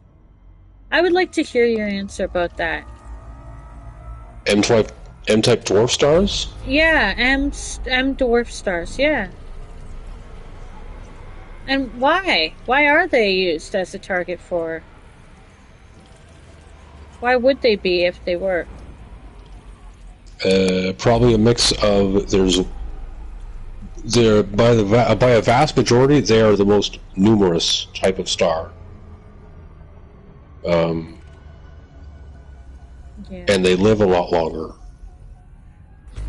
And they're So part of it might be they're just easier to find because there's way more of them. shorter, Um, shorter orbital I don't periods. know if they're more likely to have planets than other stars. I want to lean more towards yeah they do, because a bigger star meant whatever cloud of debris and interstellar gases and stuff made that solar system, a big star consumed more of the material and didn't leave enough to make planets. Whereas a little star, same kind of recipe, left I lots liked left our over to make stars planets. episode. Our stars episode was pretty good. Discopa said, "Can two planets orbit each other where the middle point is in space?" Pretty sure that has a name. Yes, Yeah. Pluto Right. and Charon do that. Oh. Whereas it's called so when two bodies orbit each other and they're of a similar enough size where it's not like one orbits the other, their point of orbit is called the barycenter. Whoa. Tell me Um, more. and it's like the moon orbiting the Earth. The center of that circle is inside the Earth somewhere. Might not be the exact center, but it's under the Earth's surface. The circle that Charon orbits Pluto and vice versa is somewhere in between Charon. the two of them. Is So that they're kind of Charon's? spinning around each other. Is Charon spelled the same way it is in Space Hammer 2? Space Marine 2, is that spelled the same? Probably Charon. Oh, Chai. Okay, but close enough. I wonder if it's in spirit. Okay. Please continue with your answer. I'm sorry, I got distracted. I'm sorry. And we see it in Elite, but that doesn't, it's kind of a hypothesis based on science. But I think it would be the chance. There's so many possibilities that it's likely that happens. Where there's planets that don't really orbit. It's not like a moon orbiting a planet. It's two planets that are a similar size orbit, sharing an orbit. They're spinning around each other as they both spin around the sun. Wow. That's romantic. See, that's romantic. See? Sorry that I want to make it romantic. I just think it's great. What does. Oh, what is this? Okay. What does M sin I, minimum mass function, mean in radial velocity detection?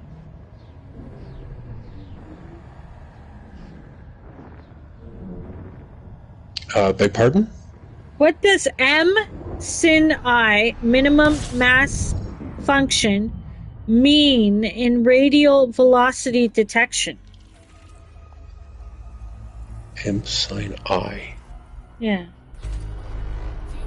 Minimum mass function. Oh no, I hear you and I understand you, but this is like verbally telling someone a complicated math formula and being like, solve for X. It's like, can I see this written down? That's usually how you do these kinds of things.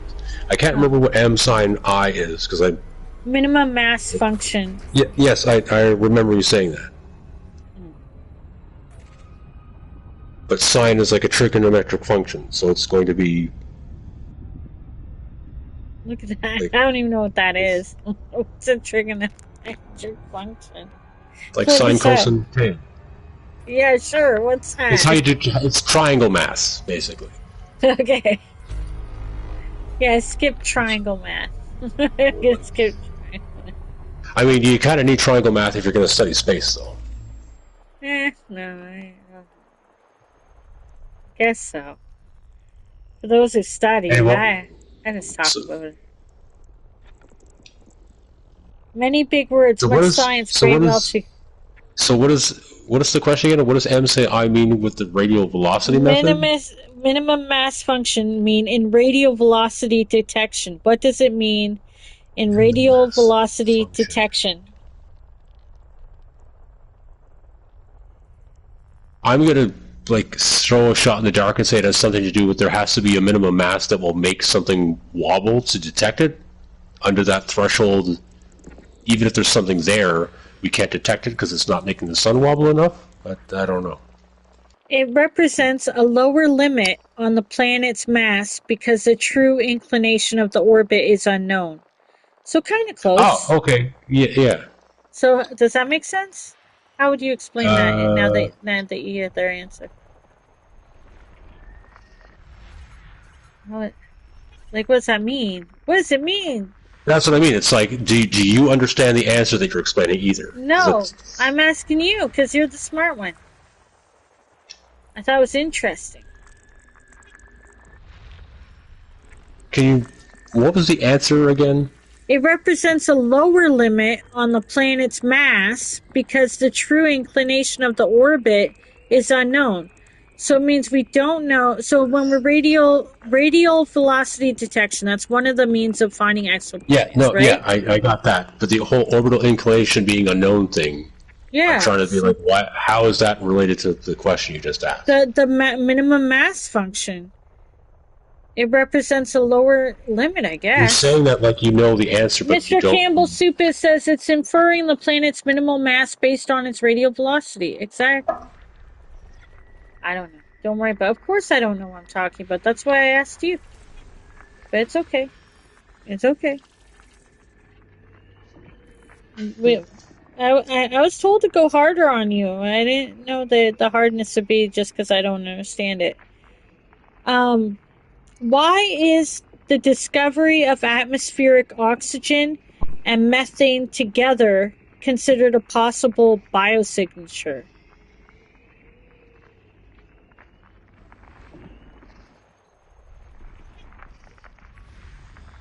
Anyone? Bueller? Did Brad check out of that one? That one was easier. Come on now. I'm in the kitchen.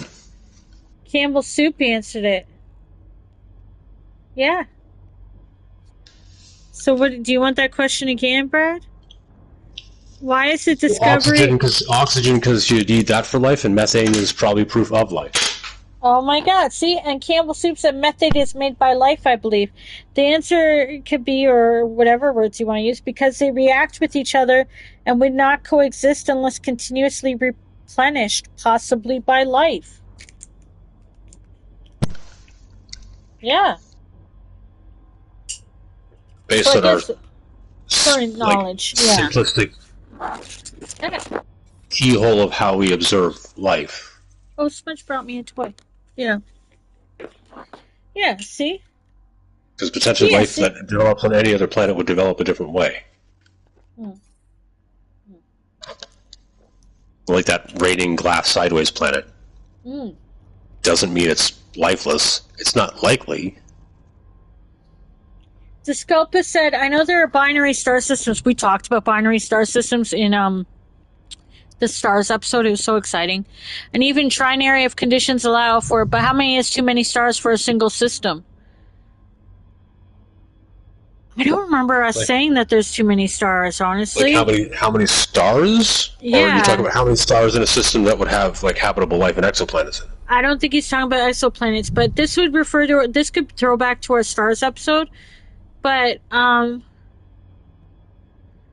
How many stars for a single system? I don't think there is a limit to the stars that can be in a system. I don't know, Brad? I I don't know if we know enough information to have like an absolute answer, but Usually once. I think the current like understanding or theory is that like a planetary nebula, or basically it's like a cloud of gas that will turn into a solar system at one point in its future. Two stars can combine into each other. Will have a limit to its gravitational influence, so it can only pull in so much material. Stars have a lower limit of how much material they need to turn into a star. So between those two things, you can only have so much mass turn into stars in a given volume of space. Mr. Campbell Soup says 7 is the largest observed. Wow. 7 seems to be the largest. I guess it would depend on what kind of stars, too. Yeah. Yeah, because if they're the small stars, it won't matter. Yeah, and yeah, Campbell Soup said so both can exist if life is regenerating one or the other. Discope said, could, for example, there be a system where a massive sun has around it many other small stars orbiting it? We talked about that in a stars episode. You should check that one out, Discopa. We did talk about stars. That was a good episode. Like, that was good. That was an enjoyable episode. I really liked the stars episode. We got really into stars and crushing my hopes and dreams as well. Remember that? But do you want to answer that question, Brad, before we go back to exoplanets? I'm trying to think of the not so much the likelihood, but it's kind of like I don't think we see too many like multi-star systems. Like say there's 2 like blue subgiants, or like a B or an A type star, and then like 3 K type stars. I don't think we see or observe many of that. I think a lot of the I'm just trying to think of some examples. Like Sirius is a blue-white star, and it has a smaller star with it. I was like, Sirius, that's me. And I think I can't remember if it's a red dwarf star or another small star like that. But there's like I don't know. We have too limited knowledge, really. We could look up and discover something totally bewildering tomorrow and be like, oh, well, we didn't think that made sense in the universe, but we're looking at an example of it right now. Right? But I think the formation of, especially like the energetic stars like a B type or an O or an A, would kind of mess with the development of a much smaller star. Its gravity would either distort or consume the gases forming it. I'm gonna link you to the stars episode right now. Right meow. Because it was a good one. Hold, please. So I think 2 or 3 stars of similar mass and temperature, kind of likely. Many, like we said, up to 7 smaller stars, like the sun or smaller, likely. But having 5 stars, so like the whole, like one's really giant and white, one's kind of small and red, a whole bunch of ones in between, I don't think that's as likely. Yeah, that was a good episode, just so you guys know. That was like one of my favorite episodes, just so you know. I really like that episode of the one about stars. There you go. I don't know if that answered anything. Okay. Okay. We already did that. And a lot of times we see a binary system where one of them is dead, or it's dying. It's a white dwarf. Yeah. It's a white dwarf orbiting another star. So it's already been through like a red giant stage and collapsed. What's going on with that? That's like the retirement age. They're in retirement now. Their main sequence star, the outer shell shed, Okay, we went to a red giant stage, and then it blew away all of that. What will happen to it then eventually? Black hole? Or it's not? It's the No, one that didn't be. It won't become a black hole, right? So yeah, what's the going ones to that happen weren't to it? is gonna get.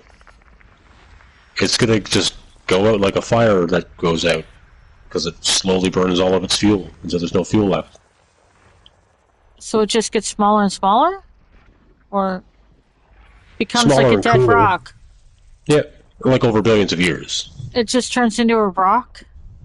Well, no, Well, what then? It does. What does it do? it turns into a black dwarf. Oh, I forget. Someone asked me that. I forget who it was. in Stars episode. They collapse into a supernova or a small star that burns, says Fault 78. Yeah. Wow. But then what? Like, then what? That's what I wonder. Then what do they do? Then what? Sometimes a dark hole, The but the white. sun has to be heavy enough. It Oh. it has to be big enough. It'll make a black hole, or a supernova. And if it's not big enough, it just becomes a white dwarf, and it slowly burns until nothing's left to burn. Well, does he eventually become non-visible? Like nothing? Does they eventually become nothing or no? It becomes a black dwarf, but it takes millions and millions of years. Okay. After the black dwarf stage, what does it become? We don't know yet We don't know. because we're not able to observe them because they're not emitting any light anymore, so we can't see them. If any exist, we can't see them. Do you think they turn into dark matter? No. Oh, that's too bad. Wonder what they become. Sometimes a dark hole, but yeah, that's why just they're just colder and colder. Until what though? Something has to happen eventually. No, it doesn't. Why not? Doesn't make any sense. You can say, oh, stars become black holes or whatever, and then, oh no, it just becomes a rock until it's like, what It doesn't happens become a to rock. it? I don't know why you keep saying a rock. I don't know. We've talked about rogue planets before. I mean, maybe they turn into metal cores, says Disculpa. Maybe. I mean, maybe they get, like, crashed into and they become part of something else or something, and the elements of it. Or maybe they fall out of orbit and crash into something else. I mean, do they do anything? Were they ever in orbit? What happens to them? Now I'm concerned about them. Why? Poor things. I don't know. What do they become? What happens? Black dwarf stars. It's sad. Because they don't emit light anymore. Well, that's sad, okay? Anyway. There are rogue planets. We talked about that in the planets episode. But some are exoplanets. There's exoplanets that drift alone in space. They're rogue planets or orphan planets. They don't orbit any star. There's a whole bunch of those. We already knew that when we talked about planets and we talked outside the solar system in one of the episodes. What is interesting is there's strange orbits where some exoplanets orbit backwards relative to their star's rotation, challenging our understanding of how planets form. We talked about this in a previous episode. Yeah, Vault 78, this is a multiplayer game. Now, if you're in Steam, you'll be able to have space legs, yeah. It's a multiplayer game. I'm in, I am in a group that belongs to some people, so I don't have to play an open world. But you can play multiplayer. You will probably die immediately, but yes. You can be in your own session as well.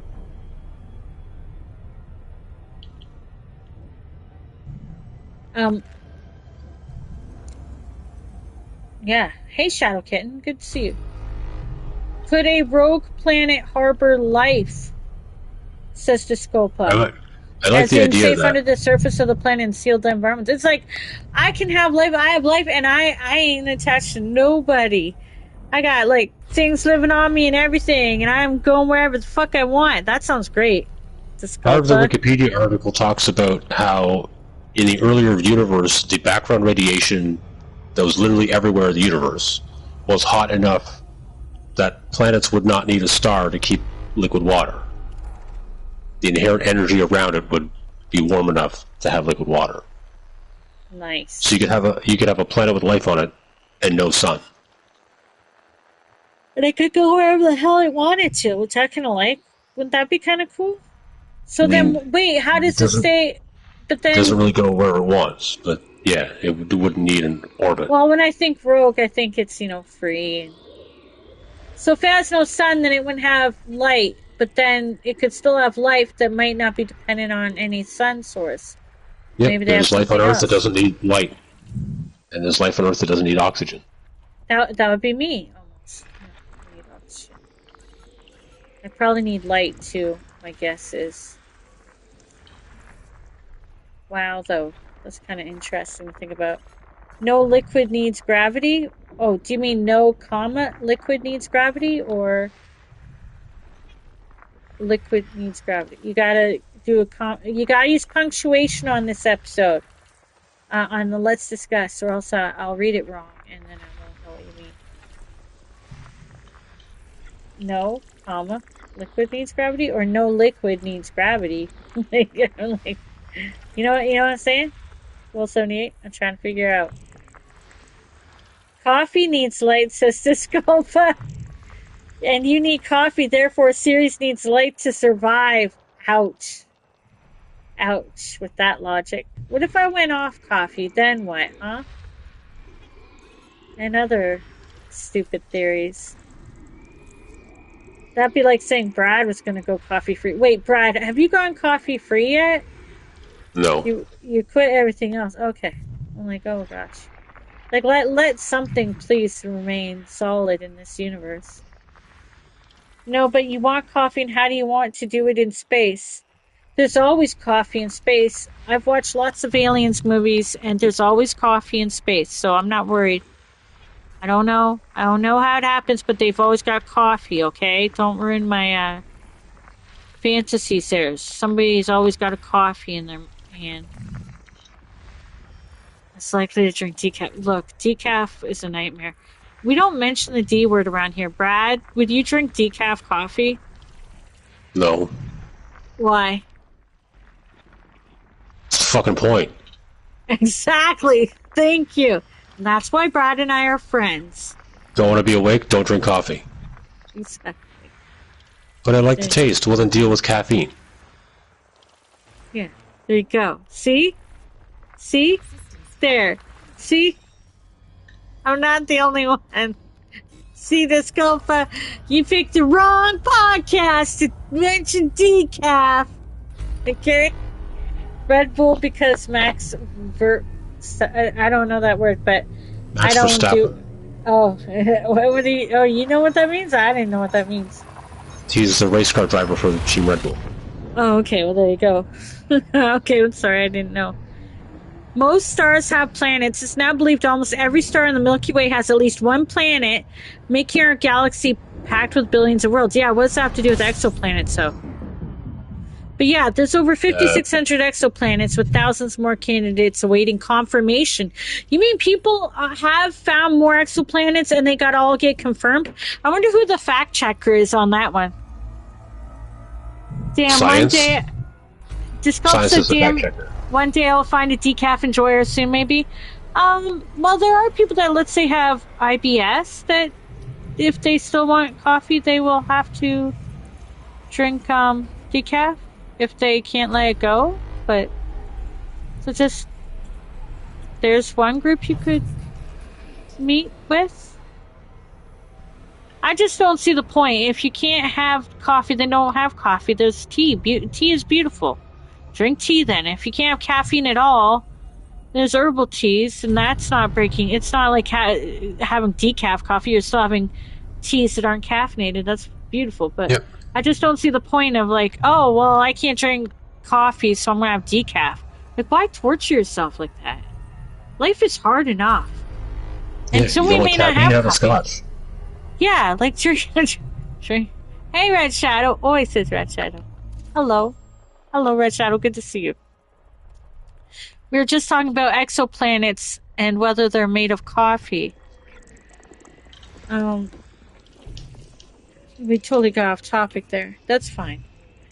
Oh, okay. So we talked about this. So here's some fun facts. Some exoplanets are tidally locked. Like our moon, one side always faces their star. This creates permanent day on one side and freezing night on the other. We talked about this before. I think it was that episode where we went outside the solar system. I don't know what that one was called, but we talked about that. It's so weird when I see something we talked about and I'm like, oh, I remember that. Ultra short period planets exist. Some exoplanets orbit their stars in less than a day. Imagine your year being only 10 hours long. I don't understand how that would work for us. First What of do you all, mean? if we were there, how would time work for us? Would we just be like, oh, that was a quick day? Or would we count in our own day time? Like, how the fuck would that work? Would it be like interstellar? I Like, feel what? like psychologically we would have. Well, no, it's not time dilation. It's just more that, like, the Earth's day is determined by how long it takes to rotate once. Its year is determined by how long it takes to. And we have leap years because we still don't get it right. We have leap years. Because we can't have a quarter of a day. Yearly salary would be low on those planets, says Disculpa. Yeah. And Volt 78 said, we have a planet that's made of coffee. I think there's maybe a Pablo Escobar. Oh my goodness. Oh my goodness. No. No. It's expensive to visit Planet Cocaine. Planet cocaine. That's... But hey, in an infinite universe, if there's somewhere raining molten glass, there's probably a planet raining cocaine. Maybe. Do you think so?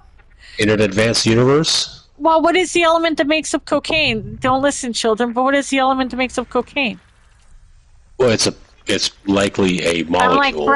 I'm like, Brad, asking Brad, the space guy. Do you know what cocaine is made of?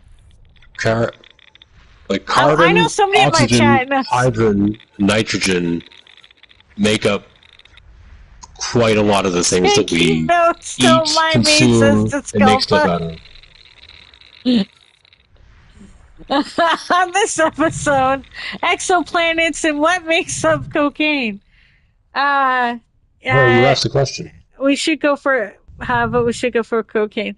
Taking notes, don't mind me. Oh gosh. No, I mean, if it is a universe of infinite possibilities, and there's one planet raining glass, and if things are made of elements, then one planet maybe rain mercury, and one planet rain other elements. Can I get a one-way ticket to this planet? It would be a one-way ticket, though, Soup, would it not, Mr. Campbell, if that was the case? I don't think people would survive that kind of planet for very long.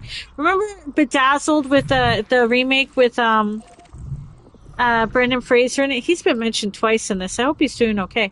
We mentioned the Mummy in the Warhammer episode, and now I'm mentioning him from Bedazzled. He was in it, and remember one of his characters ends up being a drug lord? Anybody remember that? It's fucking funny. He's like, I can speak Spanish? And then... No? Nobody remembers that? It was a good movie. Bedazzled. And it had Elizabeth Hurley, who ended up with some jerk. Wait, isn't she with, like, Billy Ray Cyrus right now? I'm sorry, guys. You used to be a smuggler, XCD. Oh, okay. Hold on. I'm sorry. I accidentally... You remember? It was a good movie. It's one of my favorites. If you put water and carbon dioxide, you could probably make cocaine. He's giving you guys notes. There you go. Carbon and whatever, blah, blah, blah. Yeah, but don't. It's only 3 elements. It's a carbohydrate. It's a carbohydrate. Oh, I don't want to get fat on cocaine. Can people get fat on cocaine? No. Anyway. Oh, wait. We're getting into, like, shower thoughts. Farley and stuff, right? Farley, Belushi. Oh my god. I think the cocaine happened later. Yeah, but still. Yeah, well, It was one no, of but my still, favorites, but time probably is a for thing. different reasons. You mean it was your favorite because Elizabeth Hurley was gorgeous in that movie and she was also bad? She was the devil. She was pretty hot. Yeah, she had a lot of fun in that one. But Brendan Fraser was great. He's such a dork in that movie. But yeah, I'm not even going to deny she was smoking hot in that one. Why is she with Billy Ray Cyrus right now? Isn't she with Billy Ray Cyrus? Like, what happened?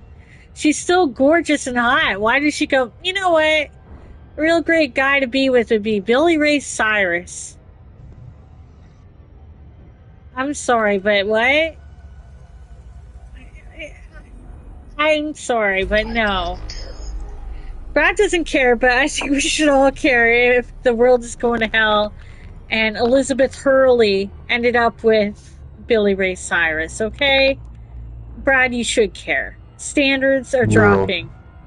Well, that's fine. Anyway, Brad doesn't care. Celebrity hookups are pretty low on the priority list. Well, but I don't know. I think they're a We need to, barometer. we need to know that, but we can't know the chemical formula for cocaine. Come on. You got to realign your priorities here. They're both closely aligned. So Kepler 16b orbits 2 stars. Oh my gosh, we're back to that question about 2 stars. Remember that? This planet has 2 sunsets and sunrises every day. Kepler 16b, one of the exoplanets found, orbits 2 stars and has 2 sunsets and 2 sunrises every day. I wonder if there are different times. What? So does it say that? No. Could we find out? Does it count as 2 sunsets if it's 2 suns happening at the same time, or is it just a double sunset? I don't know. Double rainbow all the way. Anybody remember that? Oh god, I have to search it up. Sorry, I have to find it. Oh my gosh, guys. There are kids these days that don't know anything about double rainbow all the way. I don't know what she's talking about. Oh my god, Brian, you have to know who he was. Oh my god. Whoa, that's a fool. Okay, I can't believe you wouldn't know, but that's fine. We're gonna put it. I would put it in this, but it will have to go into videos. I'm putting it in videos right now. It's in the thing, and I'm also putting it in this chat because it's very important to what we're talking about because of the double sunsets and sunrises. Double rainbow all the way. Kids, go click on that and come back if you haven't seen it before. Real estate must be expensive Also on a adults. binary system. Double sunsets. Yeah, Brad, you need to go see that, please. You have to remember, you couldn't have been that young. You're not that much younger than me. I'm sorry. I don't mean to be a jerk, but you're not that much younger than me. Not that much younger than me. You know? A few years. Why are you pressing? It's a joke. What? Real estate must be expensive. Double sunsets, double sunrise. It would be beautiful. Probably hot. 2 suns, but 2 2 moons. suns? Yeah, Is there but moons there? I don't know. Yeah, 2 sunrises and 2 sunsets. I mean, I don't know. So where moons Somebody come look from? it up. Somebody look it up. Look it up. It's because I'm almost to my spot. It's called Kepler-22b. I'm sure that NASA site will have some info on it, but other places will too. Anybody want to look up Kepler-22b? Kepler and see. Oh shit, I'm gonna go too fast. Oh fuck. If anybody can find out, after you check out the double rainbow all the way link that I just shared. Yeah, so you can get a link to Double Rainbow, but not Kepler-22. Yeah, because priorities. You guys gotta do some of your own homework, you know? Can't be holding your hands on everything. Yeah. You're not looking at the chat anyway, so you don't need to see it. That's right. What? Well then. That's why you can be able to look for Kepler, right? So, does it have No, I feel like if you want people to moons? check, you can link to it. Oh, wow. Okay, well then I guess we won't know the answer to that one, guys. 'Cause- But yeah, there you go. I guess we'll never know. We can only guess that maybe it might. Um, some stars have multiple planets like mini solar systems. So some stars have multiple planets. We already knew this. But TRAPPIST-1 has 7 Earth-sized planets, 3 within its habitable zone. So these are things outside of our solar system that we already know, like these are exoplanets known that are habitable Earth-sized, but not necessarily habitable. But within its habitable zone of its sun. We don't know what kind of life would be on these places, though. We just don't know because we aren't that far with technology to know. So I don't know. Kepler 22 is a single star where the planet is 2.5 times the size of Earth and is in the habitable zone, says Mr. Soup. Yeah, but the sunrise and sunset, did you find out why it has 2 sunrises and 2 sunsets? Did you find out? Because I didn't. It's because it has 2 suns. They were talking about how many moons it has. Yeah, but how many moons does that have? Do we know? Probably not going to know yet. Well, that's too bad.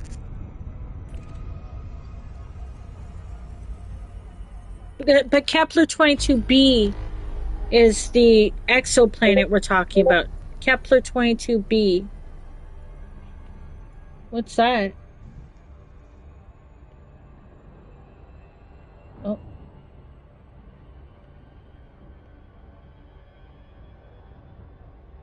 Oh, there's a YouTube song. Oh no, not him. No.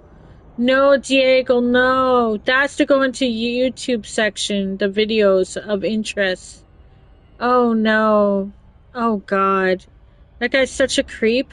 Onision? No. Oh god. No. What a creep. That was like funny a million years ago, maybe. But he was a creep. Just so you know. Like real creepy.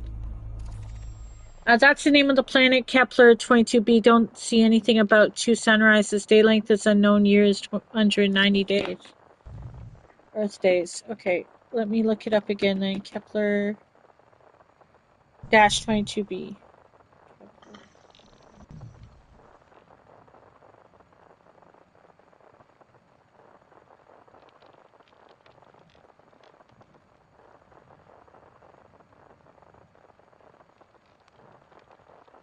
It does not have it? Yeah, Kepler finds double sun system. But maybe it doesn't have 2 sunrises. I think it's Mercury just assuming does. because it has 2 suns. Mercury experiences double sunrises and double sunsets, though, How? because it spins on its axis twice for every 3 rotations around the sun. So how does that answer the question? How does it have It more than one doesn't. sunrise if it's only got one sun? I don't know. Double sunrises and double sunsets, maybe because of how it spins That twice for sounds like every it 3 has more than one rotations. sun.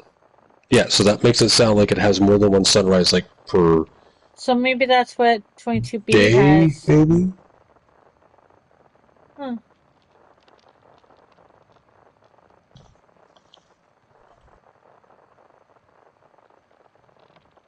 Hmm. Yeah, maybe. Yeah, I'm getting mixed answers too, Campbell. I'm not seeing that. I'm going to NASA and gonna see what they say. Um, Angry Seagull meme says Kepler 22b hasn't been found to have moons, but it hypothetically could have some. We just don't have any evidence of them yet. And nice to see your Angry Seagull memes. Yeah, now I don't know. Like,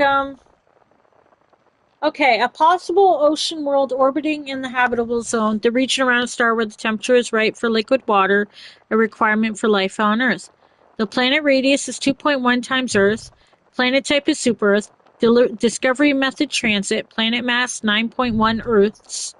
Discovery date 2011. Orbital radius 0.812 AU. Orbital period 289.9 days. Eccentricity under 0.72. But it doesn't say anything about, like, you, Eccentricity is how circular its orbit is. Zero would be a perfect circle. I don't see anything about that fact, so disregard that fact. It means bullshit. Yeah, that's too bad. So why would it? It is what it is. I wonder why they're saying if they're just guessing based on, like, okay, so like when they were saying Mercury has two sunrises, like you said, we only have one sun in our solar system, so how could I have two sunrises? But I guess if we're talking about the orbit, like how fast it's turning around, would that make sense? But that's only if we're guessing putting it in a 24-hour time frame, right? Like, Well, I don't 24 know. hours is only a day on Earth. Exactly. So maybe over there, like, are we just counting it that way? I don't know. So, I mean, like by definition, every sunrise starts a day. So you Hmm, can't really have more than one sunrise a day unless you have more than one sun. I don't know. And even then, maybe the way the orbit works, you don't have the same sunrises happen the same day. I don't know, but it's a bit kind of Maybe one sun slippery. rises every day, and then the other one rises every 2 or 3 days. Yeah. So every once in a while, you'll have a double sunrise. Orbital Total dynamics gets double. fucking complicated. Yeah, like I'm like, what are they talking about? So exomoons remain elusive. While planets beyond the solar system are common, no exomoon has been definitively confirmed yet, though candidates exist. I don't know why they're saying they don't know about moons. Maybe because what? They're Why? too small. Okay, well, that's what she said. So because of that, we aren't No, confirming that's a stupid answer. exomoons. Yeah, Well, well, we can't. Well, just like 50 years ago, we weren't confirming exoplanets either. We were like, yeah, probably. yeah, we only started confirming exoplanets in the 90s. In what, 1995? 96, 95? That's insanity to me. How is it so recent? And because, like you said, technology, with the freaking telescopes, blah, blah, blah. But, like, that's insanity. So I guess soon we'll probably be able to do moons too. Because if it was that recent, then we can't be that far off from them confirming a lot more stuff, right? I mean, what the first day they put the new telescope on, they had like 10,000 images or something. I don't know how many. You guys probably know. It was crazy. The James Webb or whatever, the big camera. Yeah, the James Webb Space Telescope is already studying exoplanet atmospheres. It can detect gases like water vapor, carbon dioxide, and methane by analyzing starlight filtered through their atmosphere. What do you think of that, Brad? I What do you mean, think? yeah, they are doing that. So, what does that mean for us? We're What gonna What have do you more mean? info soon. We're gonna have more info soon about places we Study still can't get to. Studying those spectra are how we figure out what elements make up the atmosphere of the planet, Hmm. or even the Okay. stars themselves. I wonder if we'll find out something that like changes the way we view things in our own system. Like because those are all looking outside the solar system. Are they also using the James Webb to like look within our own system? Is anybody looking at what's still within our own system more closely? Like Pluto stuff, and I think other telescopes are doing that. I hope so. Because, like, are they also getting advancements so that they can see things more clearly? Because I haven't been hearing anything about that. And I'm like, why aren't we talking more about what's going on in our own solar system? Do you know what I mean? I think the next one is a probe that wants to visit the outer planets again, Mm. or it's already there, or not there, already on the way. Yeah, Was it New Horizons? I think yeah. And was another launched and one too. it's still flinging around Jupiter and stuff, trying to get out to like take pictures of Neptune again. Yeah. It's a mix between it takes a long time to do it, even when if we get funding to do that. The big problem is funding. It's always money. It's always about money. Well, I got lots of stupid money to build like missiles and aircraft carriers and shit. Hmm. Hey, can we have some money to build a space probe? No. Shut up, scientists. Man who shoots at clouds. Sincerely, the governments of the world. Right. But a man who shoots at clouds. Did you know some exoplanets may have exotic clouds? Do you know about that? Do you know about the clouds that some planets might have? Like, Uh, what about it? Instead of water vapor, clouds could be made of iron, silicates, Yeah, which well, that was like or this. aluminum That's oxide. like the molten glass thing. Yeah, That's that's silicates, glass right? is just sand. Yep. And future missions like Plato and Ariel, well, Plato, philosopher, and Ariel, the title of Sylvia Plath's book of poetry, will focus on exoplanet characterization, not just finding planets, but learning their atmospheric composition, structure, and potential for life. Who's funding Plato and Ariel? I wonder who's funding I don't Plato and know. Ariel. I don't know either, but I'm kind of curious about who funds this stuff, you know? Oh gosh, the wiki page for exoplanet is really intense. Like, Yeah, it's almost like it's a science. yeah. Like, no, like seriously, if you guys have looked at the wiki page for exoplanet, I put it in the Discord, but I can put it here too. It's just, it's a bit crazy. I don't understand why, I guess this is a big thing because the main driven force is to wonder about habitable planets for ourselves, but also to wonder if there's other life. Is that the big thing? Early speculation was in the 16th century. The Italian philosopher, somebody Bruno, an early supporter of the Copernican theory that Earth and other planets orbit the sun, put forward the view that fixed stars are similar to the sun are likewise accompanied by planets. The space we declare to be infinite, in it are an infinity of worlds of the same kind as our own. 1584. What do you think of that? That's kind of beautiful. That's on the wiki page. But there are discredited claims as well. Like some that were found and then they're debunked. Some forward thinking right there. Yeah, right? Like that was freaking 1584. There's a thing called transit photometry, 1938. And what is that? I don't know. I didn't click on it. Transit Okay, well, photometry. It's methods of.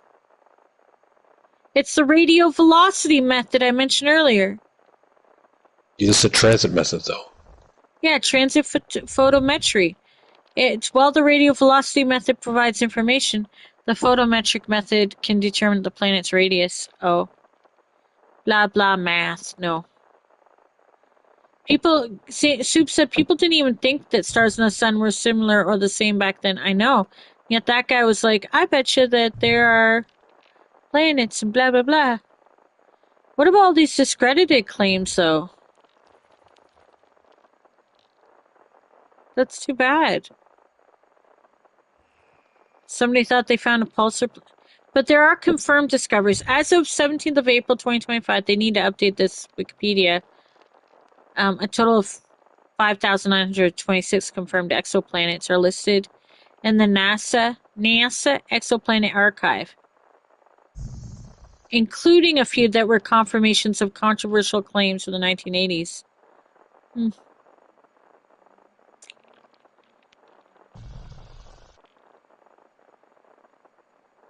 This is a really extensive article. There's a lot on it.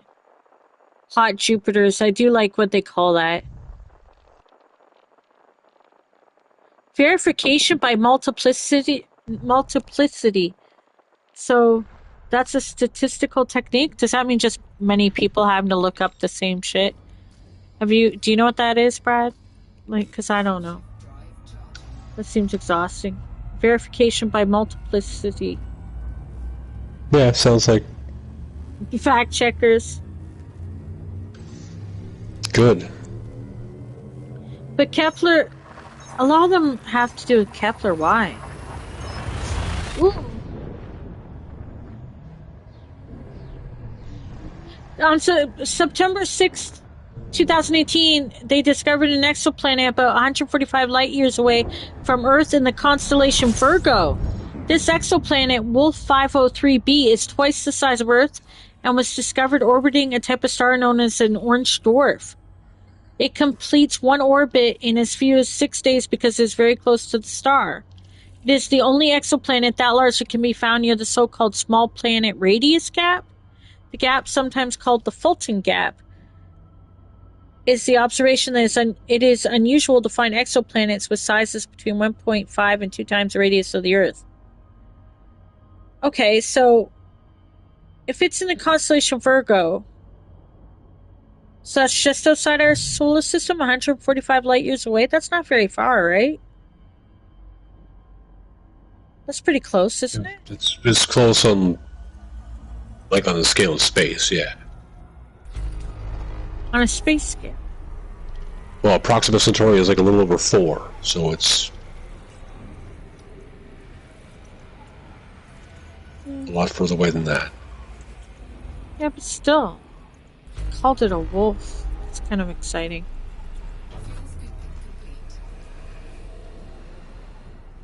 What's an extragalactic planet? One discovered outside the galaxy?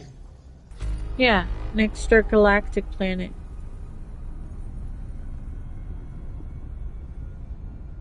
I don't know if we're able to see this yet. Well, in September... What do you mean?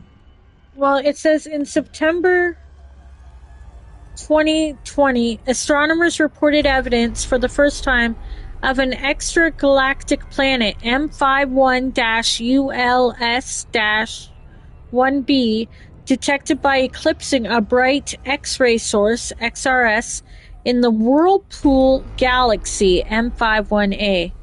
I didn't even know there was a Whirlpool Galaxy. What's an extragalactic planet? I don't remember us talking about extragalactic planets. But you know what's right beside it is your exoplanet populations image that you shared. So extragalactic just means it's outside the Milky Way. Oh. And that was, I guess, good luck that the planet passed in front of an X-ray source? Because it's crazy powerful? Mm-hmm. Questions, what do you do in Elite Dangerous? I am an explorer in this game. You can do other things, so you can do combat, and if you're on PC, you can do, like, space-like stuff, but I like to fuel scoop suns and get maps, cartographs, so I'm scanning systems and fuel scooping, and I'm nearly at my next place where I can hand in my maps. It's a space game. It's pretty cool. If you've ever played No Man's Sky, you'd like get the idea of a galactic map, but this is like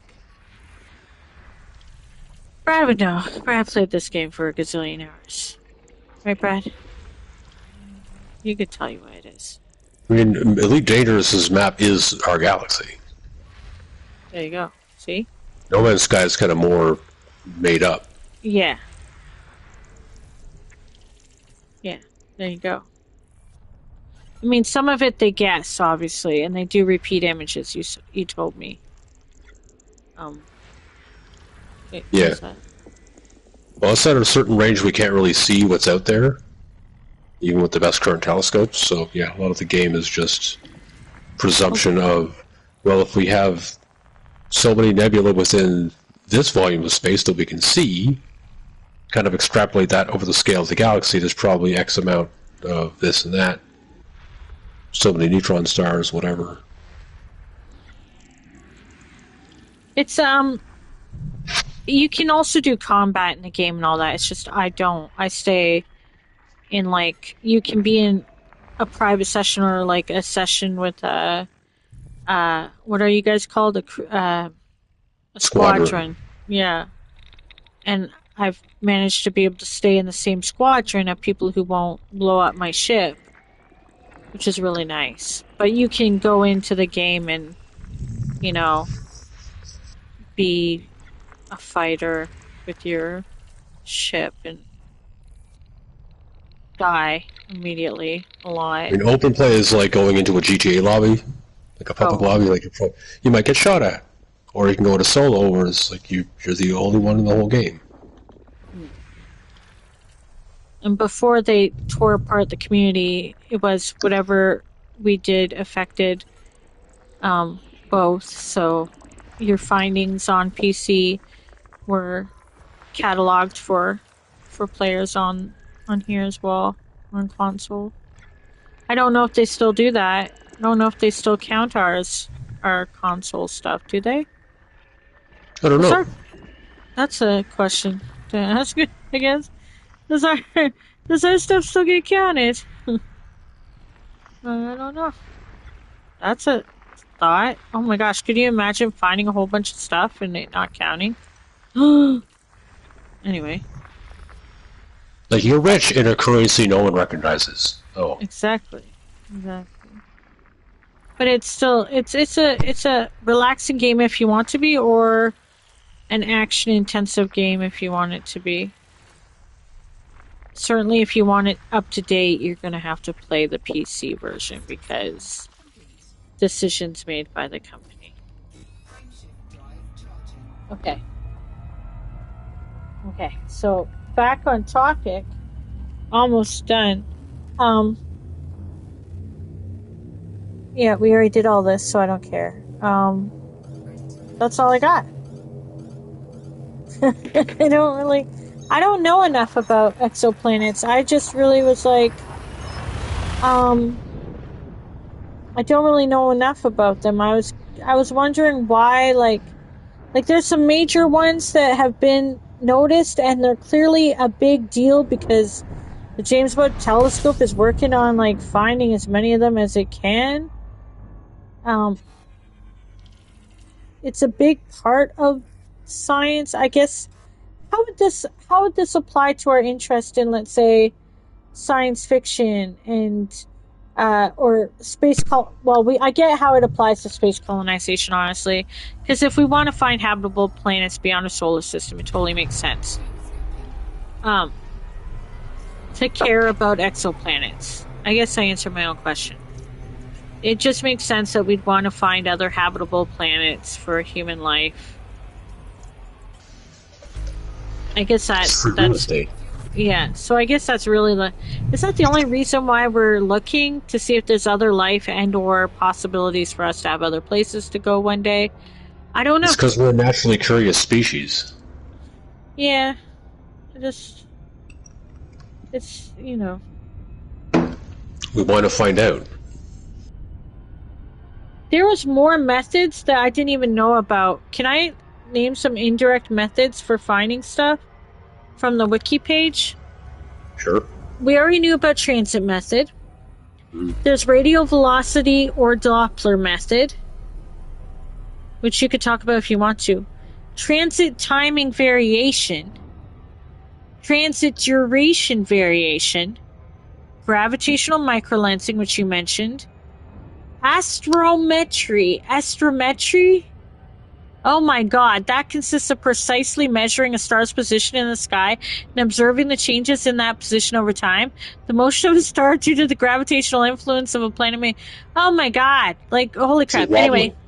yeah. That's a sciencey way of saying wobbling. Pulsar timing,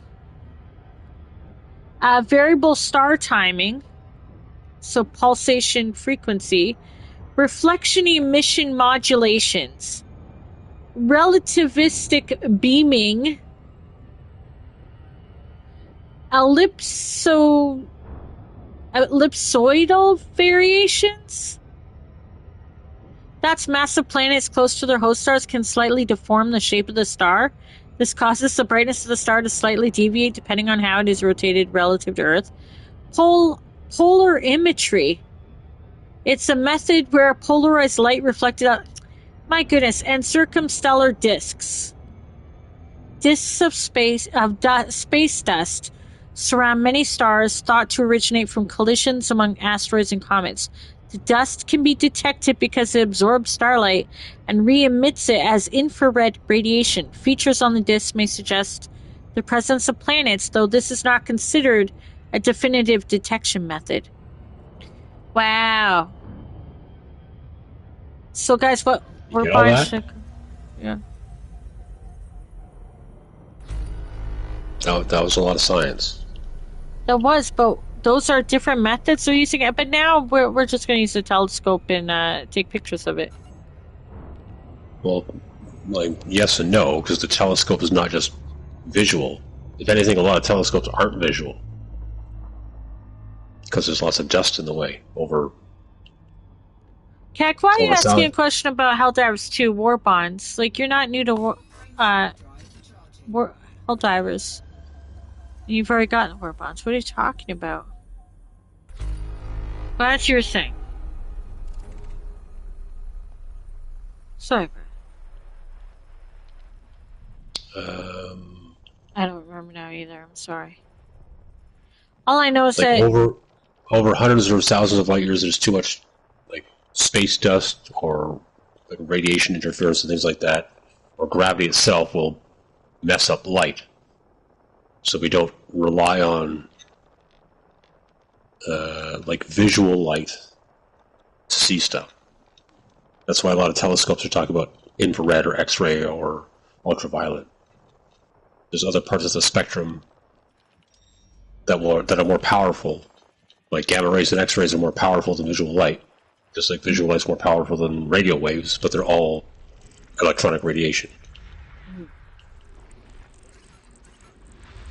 So we use the different types because some of them work better in I different wonder if they scenarios. use some to like double verify, like they use more than one way to verify. There's lots of images where it's like, here's what it looks like under X-ray, and here's what it looks like under infrared. Okay, that makes sense. Like you were talking about X-ray sources earlier with the extragalactic planet. Yeah. There was a so it's almost like if the transit method is kind of like a car on the other side of a big parking lot at night, and you can see its headlights are on, and someone walks in front of it, you're like, okay, well, there's obviously someone there because I just saw them kind of get in the way of the headlights. So the X-ray source is just shining X-rays instead of visual light. It's probably shining a whole bunch of other radiation too, but we detect it by X-rays because it's a lot farther away. But it's the same principle. Something got in the way of it. And so we can tell what it is. Well, when you thought about exoplanets, I want to see your notes about that actually. Your exoplanet notes, if you had any. I don't remember now. What? You had notes for exoplanets. No, not really. Well, it's not that exciting, honestly. I mean, I get it that we just got one, but what would other It is worlds really be exciting, like? but Is what you asked. I don't take notes. It's more like you have questions, and I'll try to answer. I don't have that many questions. What would other worlds be like? Is what all you said about it in your notes. What would other worlds be like? Huh. So were you thinking of it as more like a if we? What made you Well, so write far, that? like everything you've talked about, a planet with more than one sunset, a planet that rains molten glass, something that has a diamond as a core. Like all of these are potentially possible because it's just a matter of chemistry and chance. Yep. So the search project so far that I can see is Andes, Andes, the Zones. I don't know. High dispersion. Oh my god, these words are too big. It's a spectrograph that's been used, it's fitted onto a telescope. It's formerly known as HIRES, which itself was created after a merger of the consortia. Holy shit, behind the earlier Codex and Simple. What the fuck? Anyway, that was a search project. COROT, space telescope that found the first transiting rocky planet. Yes. Espresso. Oh, you know about Korat. What about it? Correct, yeah. Tell me about that, because I don't know shit about these. What do you know about Korat? It's a search project. Well, it's just that it was either a telescope or sometimes it's a system of telescopes, like three telescopes that are looking at the same thing, and they kind of work together to figure stuff out. Uh-huh.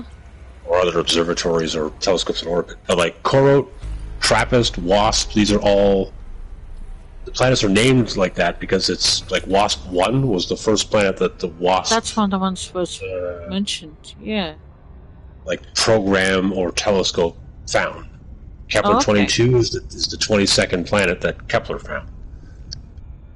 That's why some of them have these weird names that have the dashes and the... Well, the extraplanetary one that was just a bunch of like gibberish. Mm-hmm. M plus E slash U 205. A lot of that might be kind of like the coordinates in the sky, or the data was discovered, or like that. What was the recent object that they found flying through the solar system? It was like 3i Atlas. That's literally that was in the news.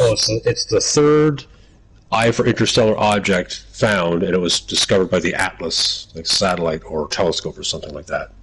Yeah. So it's kind of named after the discoverer, but not the single person, but the agency and instruments that do that. Yeah, the capture the first. Yeah, they called it 31/Atlas or C/2025N1 Atlas. Yeah, that's what that one was. Yeah. Well, 2025 because that's the year. Yep. That's this year because that's when they discovered it. So, if they discovered another one this year, it'll be 2025 and just a sequential number or something like that, or another letter. Mm-hmm. Then I like this name, Espresso. It's a third generation fiber fed cross dispersed a shell spectrograph mounted on the European Southern Observatory's Very Large Telescope, VLT. The unit saw its first light with one VLT in December 2017, and its first light with all 4 VLT units in February 2018. Yeah, it was a rocky planet finding and stable spectroscopic observing. My goodness. It was in northern Chile. HARPS is a high accuracy radio velocity planet searcher. That's also in Chile. Yeah, it's probably in the Andes. That's like how they have a lot of observatories in Hawaii. Yeah, the Andes, by the way, now that I can see that, the Andes, the Extremely Large Telescope, ELT, is an astronomical observatory under construction. When completed, it will be the world's largest optical and near-infrared extremely large telescope. Part of the European Southern Observatory Agency, it is located on the top of Cerro, I don't know how to say it, Amazons. I'm sorry for butchering a beautiful language, people. And the Atacama Desert of northern Chile. So Chile is really a place to be. Does it just have the best view of the sky or something? The Andes Mountains are there. That would be the place to go if you are an astronomer lover, I think. It's because the Landers, mountains are some above the parts are really clouds. high. Yeah, some parts are really Yeah. high, says Vault 78. Yeah. So it's the same as why they have Harps. a lot of observatories in Hawaii. Harps is the one that has discovered over 130 exoplanets to date, with the first one in 2004. It's doing really well. Uh, there must be a few observatories in Chile, eh? I wonder who's funding them. Yeah. European Kepler. Space Agency. Oh, wow. They're putting I the think money in. Canada and some other. I think Canada, Japan, and some other country has a telescope in Hawaii. Okay. They basically lease the American territory that it's on, but it's not an American agency that runs it. The Kepler Space Telescope is a defunct space telescope launched by NASA in 2009, to discover Earth-sized planets orbiting other stars. It was named after astronomer Johannes Kepler, Johannes the Kepler. spacecraft. Yeah, he was launched into an Earth-trailing heliocentric orbit. Wait, What does the spacecraft- heliocentric mean? I don't know. What? Oh, it orbits the sun. Oh, okay. Helios means the sun. Well, see, there you go. You learned something new. Mission to look for large numbers of exoplanets using the transit method. It did succeed, as NASA says. I'm just saying that to annoy you now. Like nearly 6,000 planets because of that. TESS is a transiting exoplanet survey satellite. It's a space telescope for NASA's Explorer program designed to search for exoplanets using the transit method in an area 400 times larger than covered by the Kepler mission. It was launched 18th of April 2018 atop a Falcon 9 launch vehicle and was placed into a highly elliptical blah blah blah. So it's been active from 2018 to 2020. So now it's not? And rotating to observe stars. So What? TESS is what took over after Kepler then. Yeah, Because TESS, Kepler that would make came to sense. Earth in 2018. Yeah. Oh, there you go. We're adding it all up. So to 2020, and then rotating to observe stars from all over the sky. As of 22nd of March 2025, TESS has identified 7,525 candidate exoplanets, of which 618 have been confirmed. Okay, so over 7,500 exoplanets, possibly. Only 618 confirmed so far. It must be quite a process to get them confirmed. No James Webb is amazing, says Vault 78. What do you mean no James Webb is amazing? James Webb Telescope is amazing. Yeah, it is. Pardon? Right? Hmm? So Jupiter is a planet now, says Vault 78. What? When wasn't Jupiter a planet? Welcome to the 1600s. Jupiter's planet. When wasn't Jupiter a planet? I'm confused. What are you talking about? There are a list of planets. A list of exoplanet first. List of exoplanets discovered by the Kepler. Oh my gosh, there's a list of so much. This is a crazy list. I'm gonna put this list here. I am listening to your rules. I don't have rules. What are you talking about? What should be? Jupiter is already a planet. If you're talking about Pluto, are you thinking of Pluto, Vault 78?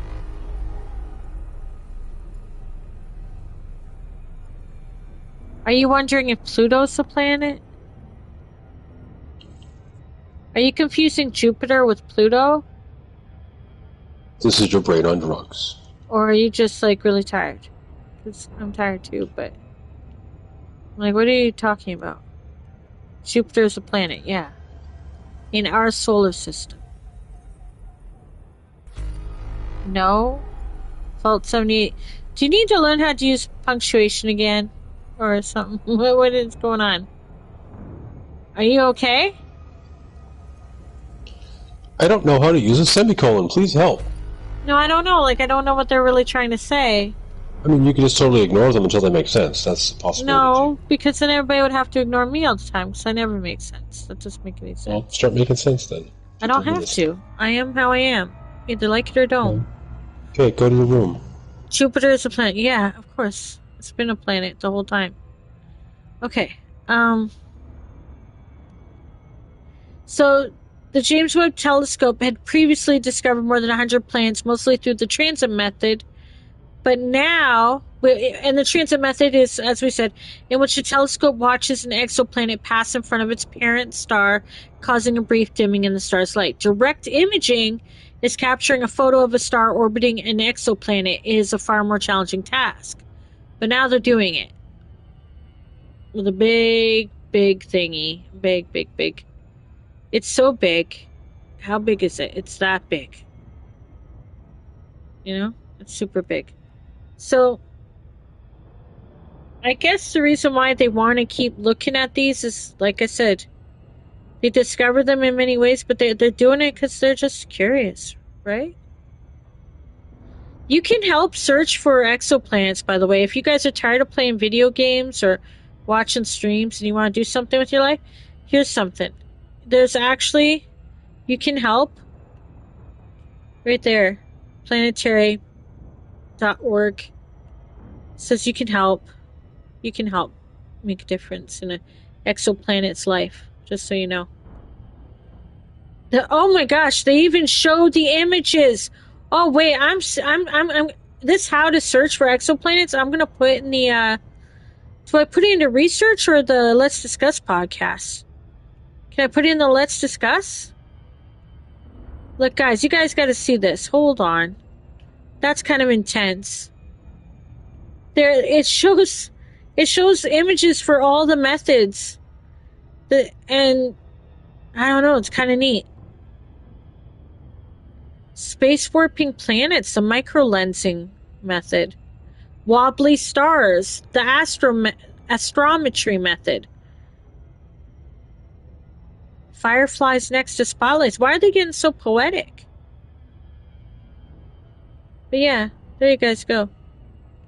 That's all I got, really.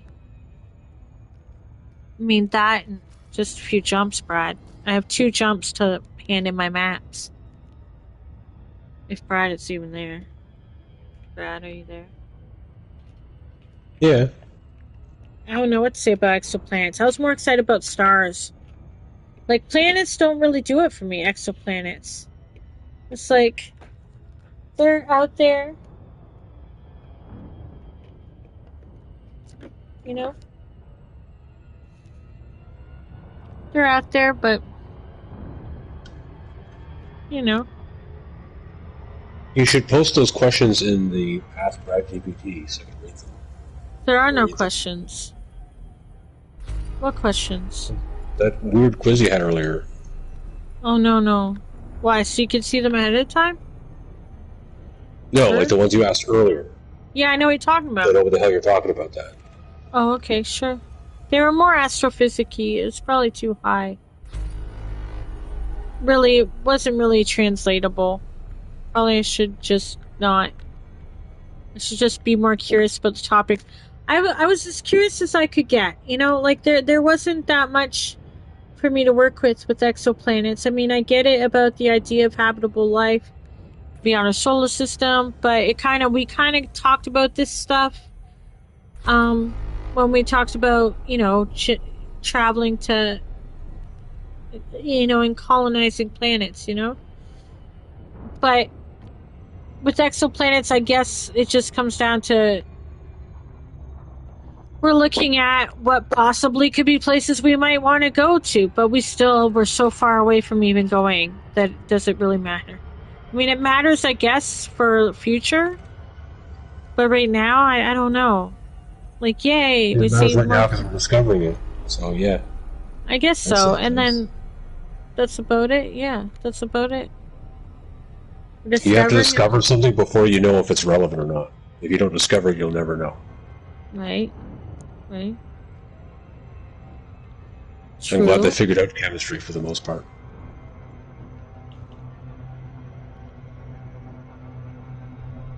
True. And not just, well, we don't really know chemistry, Well, it's just fire, ether, and stuff. Everything's made of fire and ether. Well, what makes you like exoplanets? Just the idea that there could be something there? Like, Well, it's the potential for discovery is interesting, and just the fact that there might be like completely bizarre environments that are scientifically possible. they show in No Man's Sky. I like that's what I like about No Man's Sky is they do some weird shit on those planets. They have some weird environments that Yeah, that I kind of like about. some of them are like kind of outlandish, but the Yeah, but majority of are them are they? thinking like this could happen. Well, the weirdest Yeah, ones where it's like this is a manufactured planet, artificial planets and stuff like that. That's less yeah. biosphere and more technology. But yeah, you're on some planet with weird plants that want to bite you, and there's constant radiation storms. There's probably planets out there like that. I'm So probing it's the really planet. it's really Well, hot, and the atmosphere is burning my suit with sulfuric acid. That's Venus. Venus is like that. yeah. So there's even bizarre exotic planets right next door. I'm mapping the planet Vault 78. It's how you can, when I hand in my maps, I'll get extra money for having probed this, especially if nobody else has. That's If why you're the you do first it. one to discover a planet and map it, you get big Your name bucks. goes on it. Yeah, And yeah, your name gets on it. yeah. And I don't think I'm the first one to do this one, but I don't know. I didn't really look, but I thought I might be, but I might not be. We'll I find found a out. water world earlier, and that was in a binary system that was the only planet. It's Really 2 stars, one planet, and water world. That's it. nice. It's like, oh, okay. Neat. Hmm. Did you remember if I was going to a fleet carrier? Something like I got 2 jumps. You're going to the Or fleet carrier called Rocksteady. yeah, Rocksteady. I'm heading to Rocksteady and then I'm ending this episode. We're ending earlier than last time because I didn't find this topic as interesting as the previous ones. But you guys helped a lot with your discussions as far as like helping out with some of it. Some of it you guys got like I don't mean the off topic sexy stuff about like Elizabeth Hurley. I meant the you do love the jumps. Me too, Vault 78. They're very trippy and they're very relaxing and exciting. Um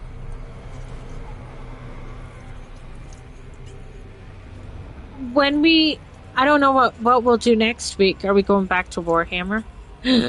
Or are we gonna try a different one? I kinda am so excited about Warhammer. I've been are we Okay. continuing like could we go into like a faction or something? Maybe. How about well, I'm excited about it. I've been playing it, you know. Just saying. Although I'm very Okay. disturbed about the dreadnoughts. I don't want to talk. Those are reason enough for me to not want to follow the Emperor, is all I'm saying. It's very upsetting. I think Anyway. I think the Chaos Dreadnoughts have it worse. Oh. I would not want to be a Chaos Dreadnought. Or maybe you do, I don't know. Mm-hmm. Cult 78 says that they are not a heretic. That's something a heretic would say. But yeah, this beautiful site again. This one, if you are into exoplanets, and as you can tell, I did not read enough to be able to ask Brad the right stuff. Because I was busy playing video games and living my life and stuff, and I'm sorry. But there's like an exoplanet travel bureau. How we find it? Even NASA has a. Oh, you know what? Because I shared Planetary, I'm going to share this one.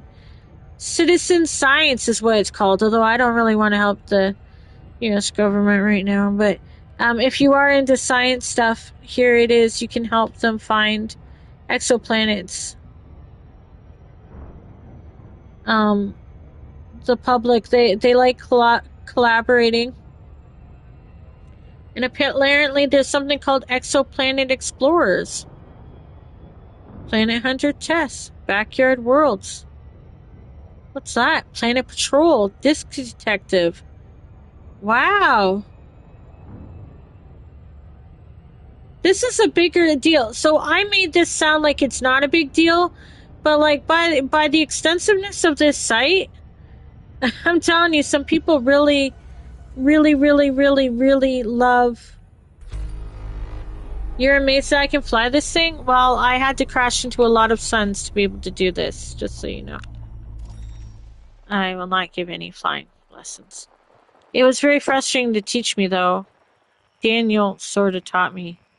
He's like, don't do the training, just do this. And I ended up in space jail. It was fine, though. Yeah, I think I'm discovering things. No, I'm not. Somebody else was here. Yeah, no, no, somebody else is here. Yeah, I think that. Yeah, they were here. There's a lot. Like, what's a planetary carousel? Planetary carousel. Oh, that's the thing that we already talked about. Okay. The planets. A new investigation into old Kepler data has revealed that a planetary system once thought to house 0 planets actually has 2 planets which orbit their star in a unique style, like an old-fashioned merry-go-round. The KOI 134 system contains 2 planets which orbit their star in a peculiar fashion on 2 different orbital planes, with one planet exhibiting significant variation in transit times. This is the first discovered system of its kind. Over a decade ago, scientists used the Kepler Space Telescope to observe it and thought it might have a planet orbiting, but they deemed this planet candidate to be a false positive because its transits, or passes in front of its star, were not lining up as expected. These transits were so abnormal that the planet was actually weeded out through an automated system as a false positive before it could be analyzed further. However, its commitment to blah blah blah blah blah blah blah blah blah actually found that it's a real planet, but the system has 2 planets and some really interesting orbital dynamics. This is from NASA. First, the false positive planet named KOI 134b was confirmed to be a warm Jupiter, or a warm planet of a similar size to Jupiter. Through this analysis, researchers uncovered that the reason this planet eluded confirmation previously is because it experiences what are called transit timing variations, or small differences in a planet's transit across its star that can make its transit early or late, because it is being pushed or pulled by the gravity from another planet, which was also revealed in the study. And the other, it estimates that it transits across the star as much as 20 hours late or early. That's a significant variation, which is why the planet wasn't confirmed. Did you ever hear about this? This is crazy. Anyway, they've now confirmed it's a vibrant system with 2 planets, and they're tilting back and forth. And the discoverers were scientists led by Emma Nabi of the University of Southern Queensland. She published a paper on June 27th. A mutual inclination system revealed by transit timing variations. I don't know if any of you thought that was exciting, but I think that's kind of cool. I'm trying to visualize what their orbits are like to get them to do that. I don't know. Like, I can share the link to that in the Discord, and you can look at that if you want. In the Let's Discuss, I guess. Interesting. I don't know. It has an image. It has an image thing where they're kind of showing it, so that's interesting. So it's funny that at the beginning, was it Disculpa was mentioning 2 planets? Seems to be kind of a thing. To think that they could think that it's a false positive because they were on 20-hour difference of orbiting. That kind of would be something that would go unnoticed, eh? You wouldn't expect that, and I guess they'd rule out. I wonder how many things have been ruled out that they'll go back and double check and find out that they were multiple planets orbiting. Cold Case Files, the Planets Edition. Yeah. Yeah, that's kind of dark, though. Like, why aren't we working on actual cold case files? Okay, sorry, that's just saying. Sure, okay. I know. I'm sorry. But no, but yeah. I mean, they will be able to, I guess they'll be able to confirm and or verify a lot more as technology catches up and or speeds up with this process. I'm sure they'll figure out a way, right? It's interesting. Do you see the image? It's in the Discord. Have you seen the image yet in the article? No. From Oh, well then how you said you wondered how it would look visually. It's got an image, so you're like, nope, I mentioned it, but I don't really care. I just want to think about it. Give me some flat. That thing is an epic universe. I don't know. Well, that's about it, guys. Like, I got one more jump and then I'm done. So, any closing thoughts on exoplanets? If you're interested, Harpy shared some of her story earlier in the stream about a water world and conflict and peace and Post it somewhere in the Discord. I want to read it. yeah. I mean, there is a writing section if you want to. I wouldn't. I would honestly not recommend too many people share that. Like, if you have your own site or something, like a blog or something, just because, like, I don't want people's stuff getting lifted off the Discord. And that, I mean, I guess we could have, like, a share your. I don't know. Like, I think it's good as somebody writes to copyright your shit. Make sure your shit is. It's automatically copyright, but, like, I don't know. Have your stuff where you want it. But I don't know, man. Do what you want. But I would recommend, I don't know, having an external place that you like to post and then sharing it, or making it a file if it's safe. I don't know. I don't know. I don't know. Are you generally in Discords where people? I mean, I guess I have. I've been in a writing Discord where people have shared excerpts. Never mind. Just make sure you like, I don't know, state what you would allow with the work or something. Copyright license or doing it under. Just don't want to see a whole bunch of lifted shit. I feel bad for writers if their stuff is stolen, you know? It's just my opinion. That's just my opinion, man. Are you at your location? Did you make it before I did? Did you hand in your map? 16 more jumps. I have next jump, I'm gonna be there, and then I'm ending the stream, so. This universe is not extensive. The galactic map, which I can show you, I'm at 93% hull. That's not bad.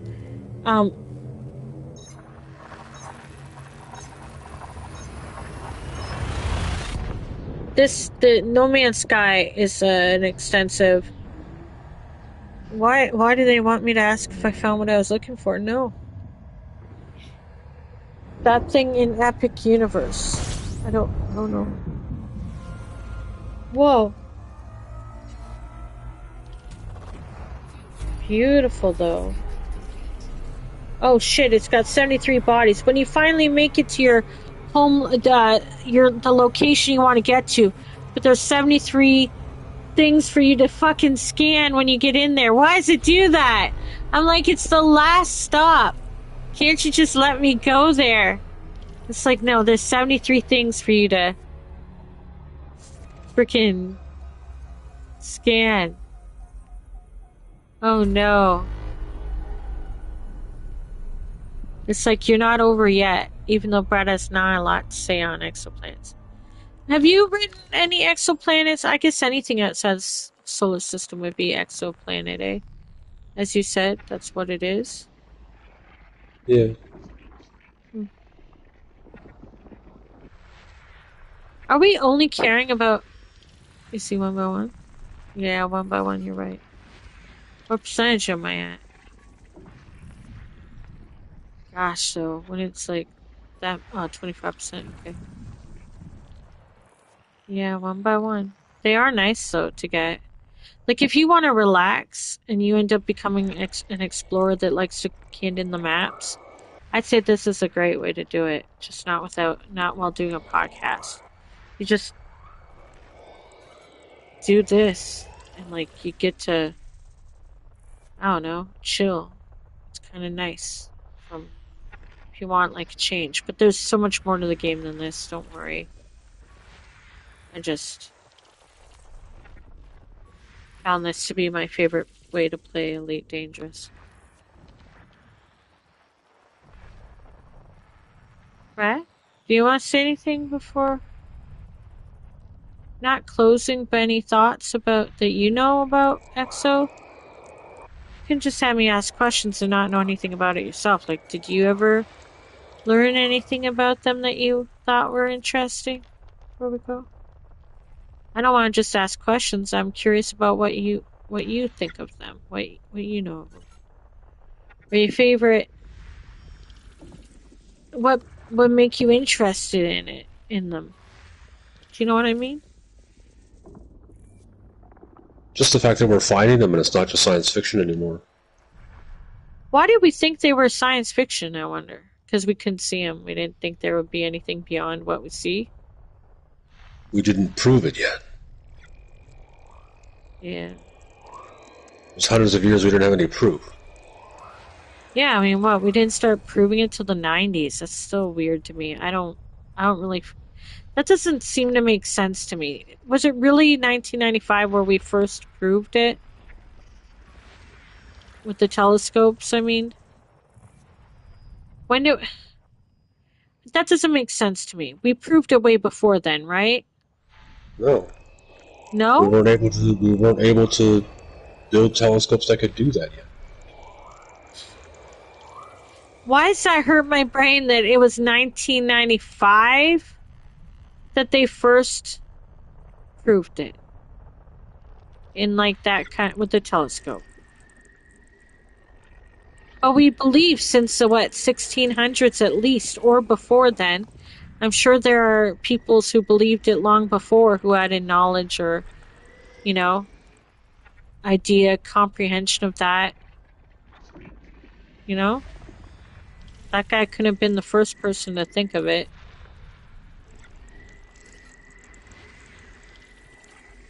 He Yeah, was you still a see, couple of hundred years off proving it, though. but like James Webb and things later is digital. Yeah. I wonder what comes next that will prove it all even faster. Do you know what I mean? I wonder what's beyond digital. Better computers.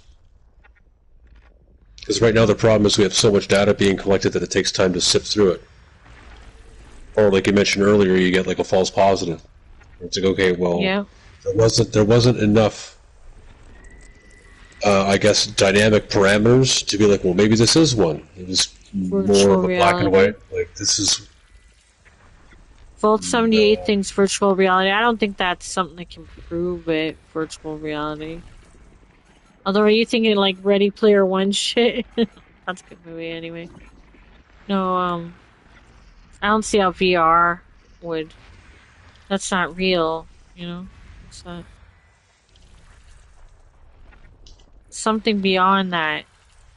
VR almost seems quaint now. I'm sorry to say it, but it never really caught on. I mean, do you know what I'm saying? It never really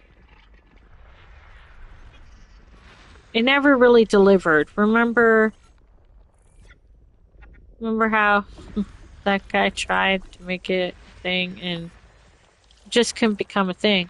I don't think It's anything like will. saying in the early '90s, like, oh, I don't know if this internet thing will catch on. It's kind of slow. Well, do you think VR is going to catch on?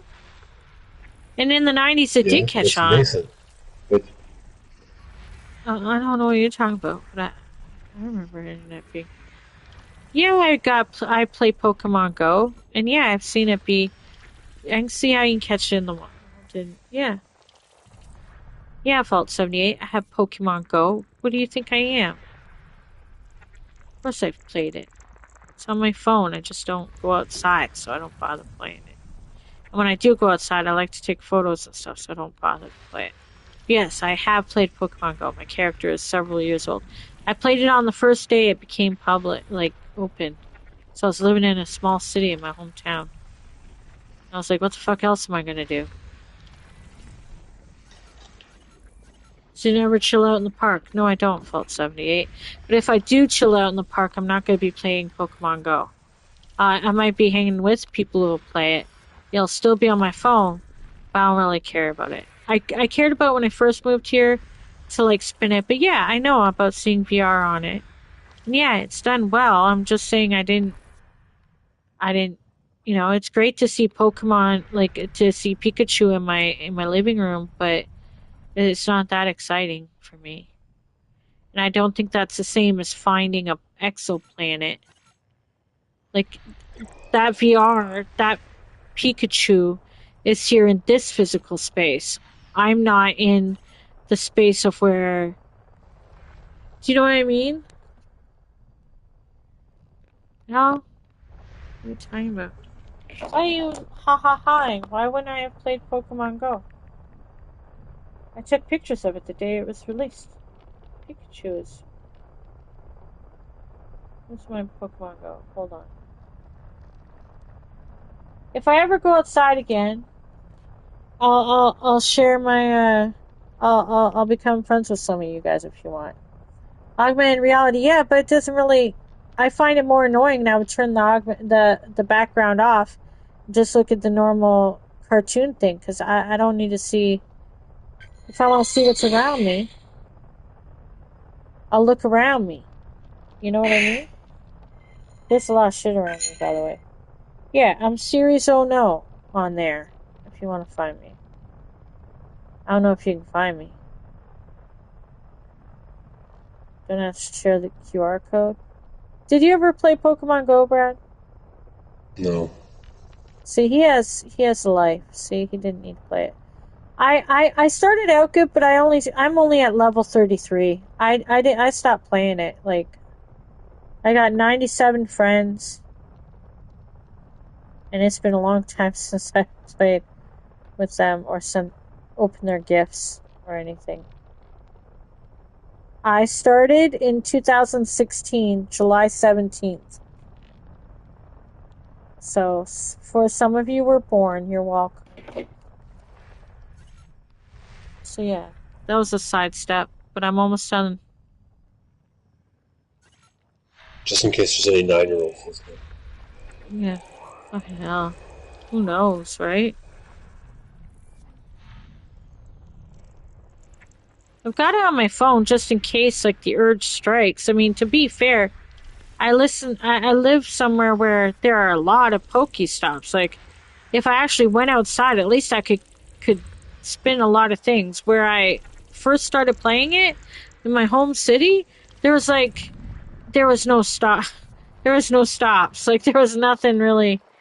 There was like very few places. You know what I'm saying? It was sad. And that's when they talked about like allowing you to create places, but it was still, being discussed. Then I moved to this city and I was like, whoa, like there's a stop everywhere you go. Sorry, Brad, they were running. Oh. Brad isn't talking about exoplanets. Is he scanning any these are all exoplanets that we're scanning, right? Mm-hmm. And we look for habitable life with the water and Earth-like worlds, right? So, I mean, I guess technically,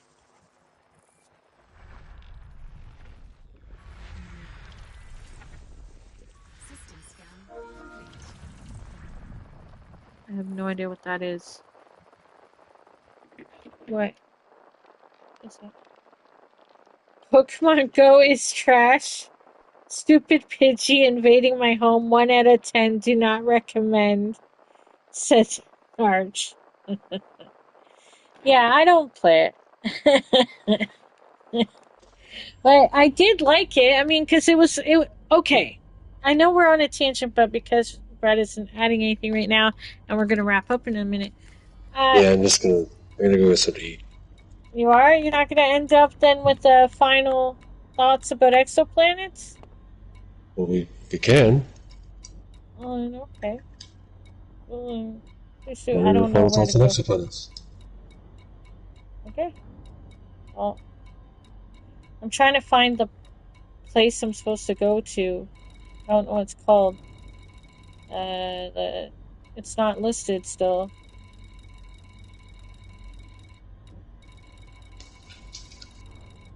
Where is it? Why isn't it listed? Did you find it in the system yet? Rocksteady. Oh, I found it. I found it. I found it.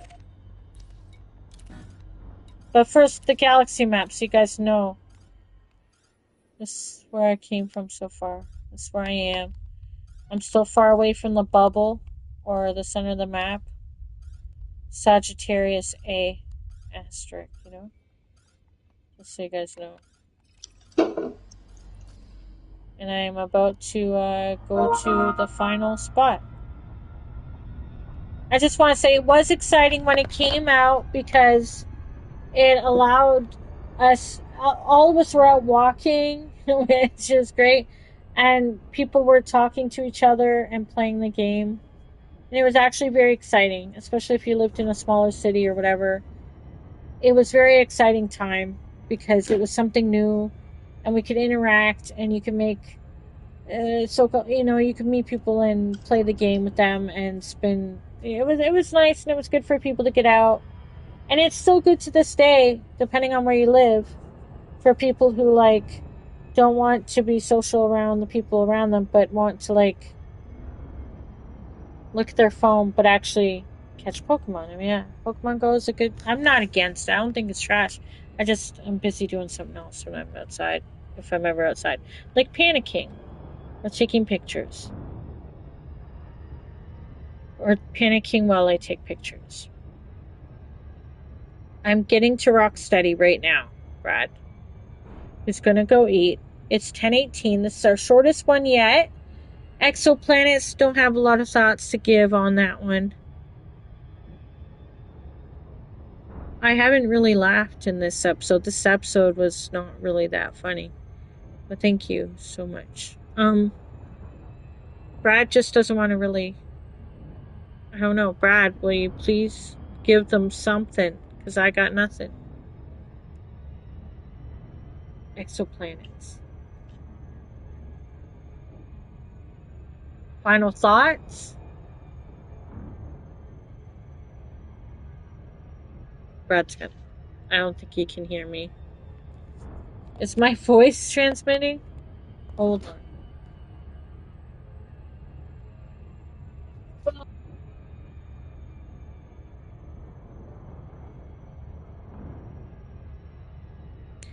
Apparently my voice is transmitting, so yeah, I don't think Brad has anything more to add. He's gonna go eat dinner. So do you wanna say goodbye, Brad? He's not saying fuck all to me. Wow. Way to end the podcast. Yeah, we got sidetracked by Pokemon Go, but we talked the frick out of the exoplanets. I gave what I could. I don't have a lot about them. It is what it is. And Vault 78 said, sorry, Brad. It's okay. It is what it is, right? Um, I'm just glad that you guys even showed up. 16 of you here listening to just me getting to rock steady, I guess, where I'll close out the podcast if Brad doesn't fucking say anything. Brad! He's not there. Jesus Christ. Brad ghosted. Yeah, well, Diana first. I don't know. It is what it is. Well, I can dip and we can say goodbye then if he's not saying goodbye. Usually he says something like his planet needs him or something. So we'll dip on. You miss a radio like FM? Oh, somebody? Yeah. I don't know. Maybe he just can't hear me. I don't know. I can still hear him, so I'm just assuming.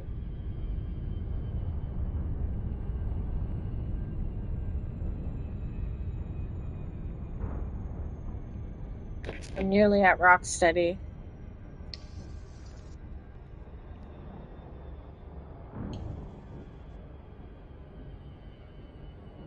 I would say that the Stars episode was much more interesting. I learned a lot. The Warhammer one was fun. Oh, I forgot. Disengage. There I am, getting to Rocksteady. I don't know, some of the stuff, I don't know about that sunrise and sunset thing now. On that one exoplanet, I don't know where that fact really seems to be discredited. You do miss the radio FM? I miss BBC radio. Listening to BBC or CBC overnight, like, that was the thing we used to have. Okay, so it is a fleet carrier. What a great fleet carrier name. Oh shit, I forgot to ask. I am really fucking close. I forgot to ask to dock. I forgot. Hold on.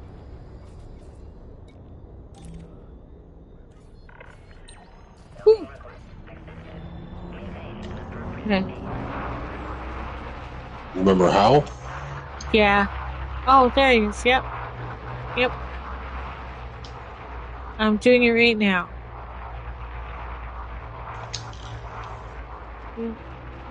Usually this doesn't cut out as bad as in the kitchen. Oh. Yeah, I'm actually docking right now. This looks so cool. Hopefully they didn't shoot you. No, I got really close actually, and they didn't. Maybe it's because it just doesn't do anything now. Oh, that's a lot of repair.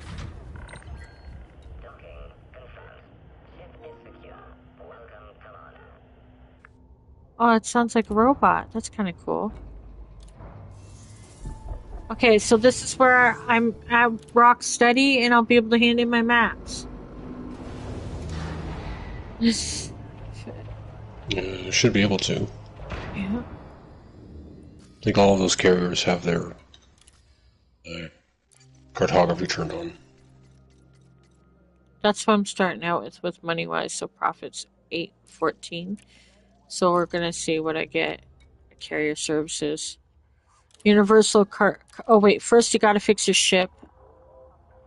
Outfitting. A tariff applies to this service? Do I go to outfitting to fix my ship? I think I do, right? Nope. Nope. It's advanced maintenance? Nope. Yeah. Oh, it is? It looks different now.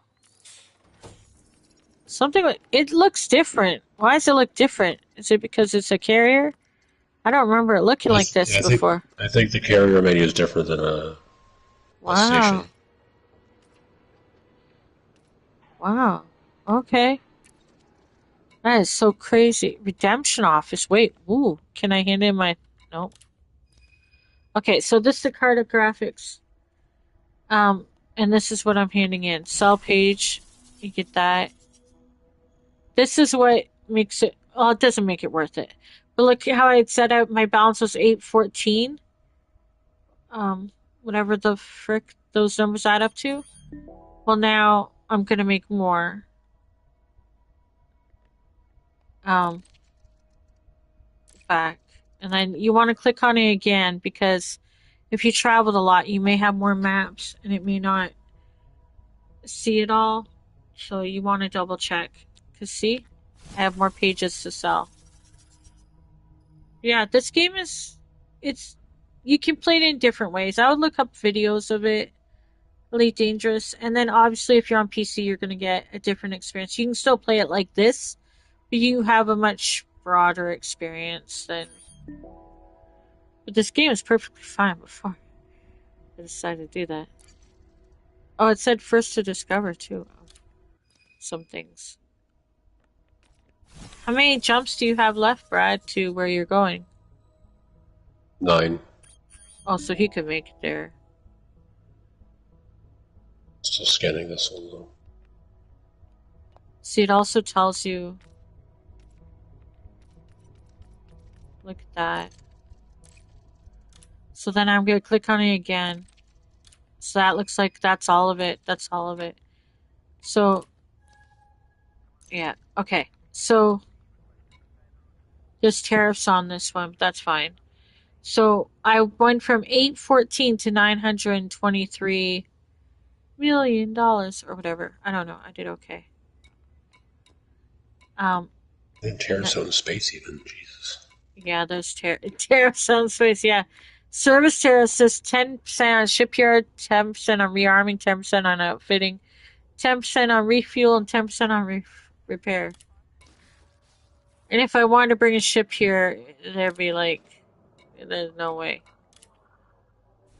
That'd be expensive. Yeah, I wouldn't bother. But I can look at the carrier overview. You can see go for Death Strandings. This is where you can see where they are.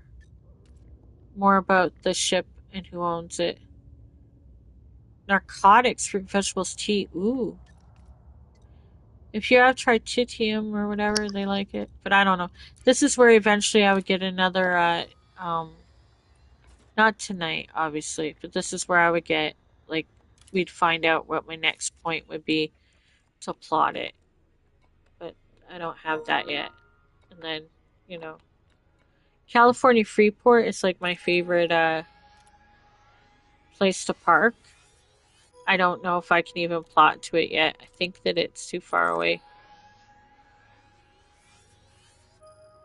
That's like your starting point, I think, right? Yeah. Oh, wait, is it really plotting it? I wonder what it would say. I don't think it'll plot it. I'm not that far. Am I closer than I think I am? That may be the case. I don't know. We'll find out. I don't remember what the limit is. 200, 266 jumps to Kokoto. It plotted it. 266 jumps. That's a lot. Yeah. It's So 30 tonight? I'm not playing tonight, but that's crazy. No, That's but I mean, crazy. like tonight, you did 30 jumps. Yeah. That's about 10 jumps an hour, kind of. Yeah. Well, I was busy. So, no, but just to say, like 260 jumps would be an entire day of nothing but jumping. And you're still not there Yeah. yet. Yeah. Well, I don't know where I was going after this anyway, but if that's where I'm heading, and this is the system I'm in right now, which has a lot of anyway. So I can plot a different point later when if you add a different I'll have spot. to look up what the next carrier is. Yeah, so that I don't lose like because if you did die, when you're you go back to where like I would and if I died between here and the 266 jumps, then I have like insurance for my ship. My ship would come back, everything would be fine, but I would lose all the maps I get from however I jumped, and I would be brought back to rock steady. Even if I was, let's say, 150 jumps away, it'll you come back wherever you last were. So Landing your ship like that is like a save point. yeah, So yeah, if you die, you would have to restart there, yeah. yeah. So you just don't really want to. You You can stop kind your of ship out in empty space and just sit there, but if you don't die, you'll that's where you'll start. But so I'm don't now die. here. Yeah, so I'm now in this area. No wonder I am able to jump range to it. I'm in the Norma Expanse now. Okay, Yeah. well, where are you? Norma Arm. So I'm I in the entered that Norma. region earlier. Oh, so he's right there. So see, I'm in the Norma Expanse, and he's in the Norma Arm.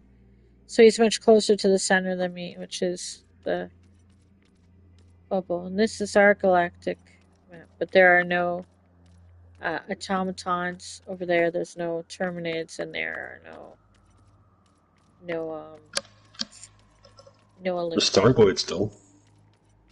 I have not fought them Space lettuce. because I've never fought them. Yeah, it's even have pilots. So there you go, guys.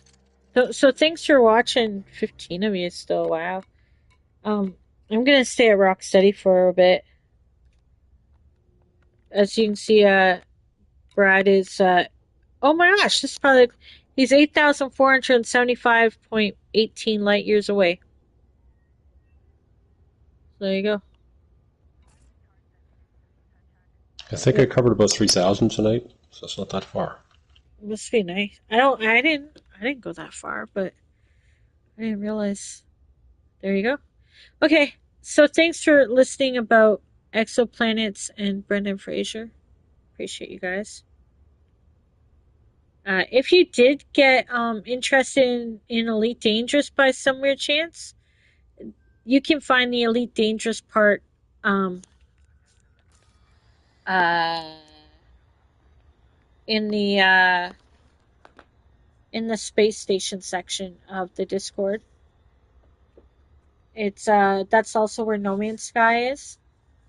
If you're joining the Discord and you want to know where all the Helldivers 2 people are at, they're in the Helldivers 2 section of the Discord. Just do click browse all show all channels, and you'll be able to see what channels are in there. Yeah, there's like an application, but it's just lets me know how you found the Discord, who you Who are. told you about this place? Yeah, like how did you find us? We're supposed to be top secret.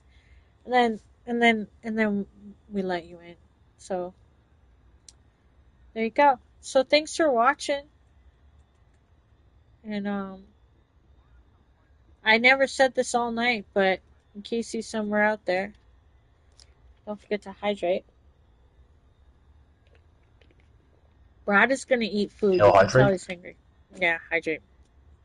Buddy Bud wants you to go hydrate yourself. Okay, thanks for watching. How many times can I say that? Goodbye. Goodbye. Go Bye, watch. everybody. Oh, he said bye. There you go. Okay. Enjoy exoplanet hunting if you do that. That sounds not as fun as tornado chasing, but probably safer. Goodbye. Oh wait. I'm gonna show you guys how to exit. Look at this. You exit like that, and then your ship's there.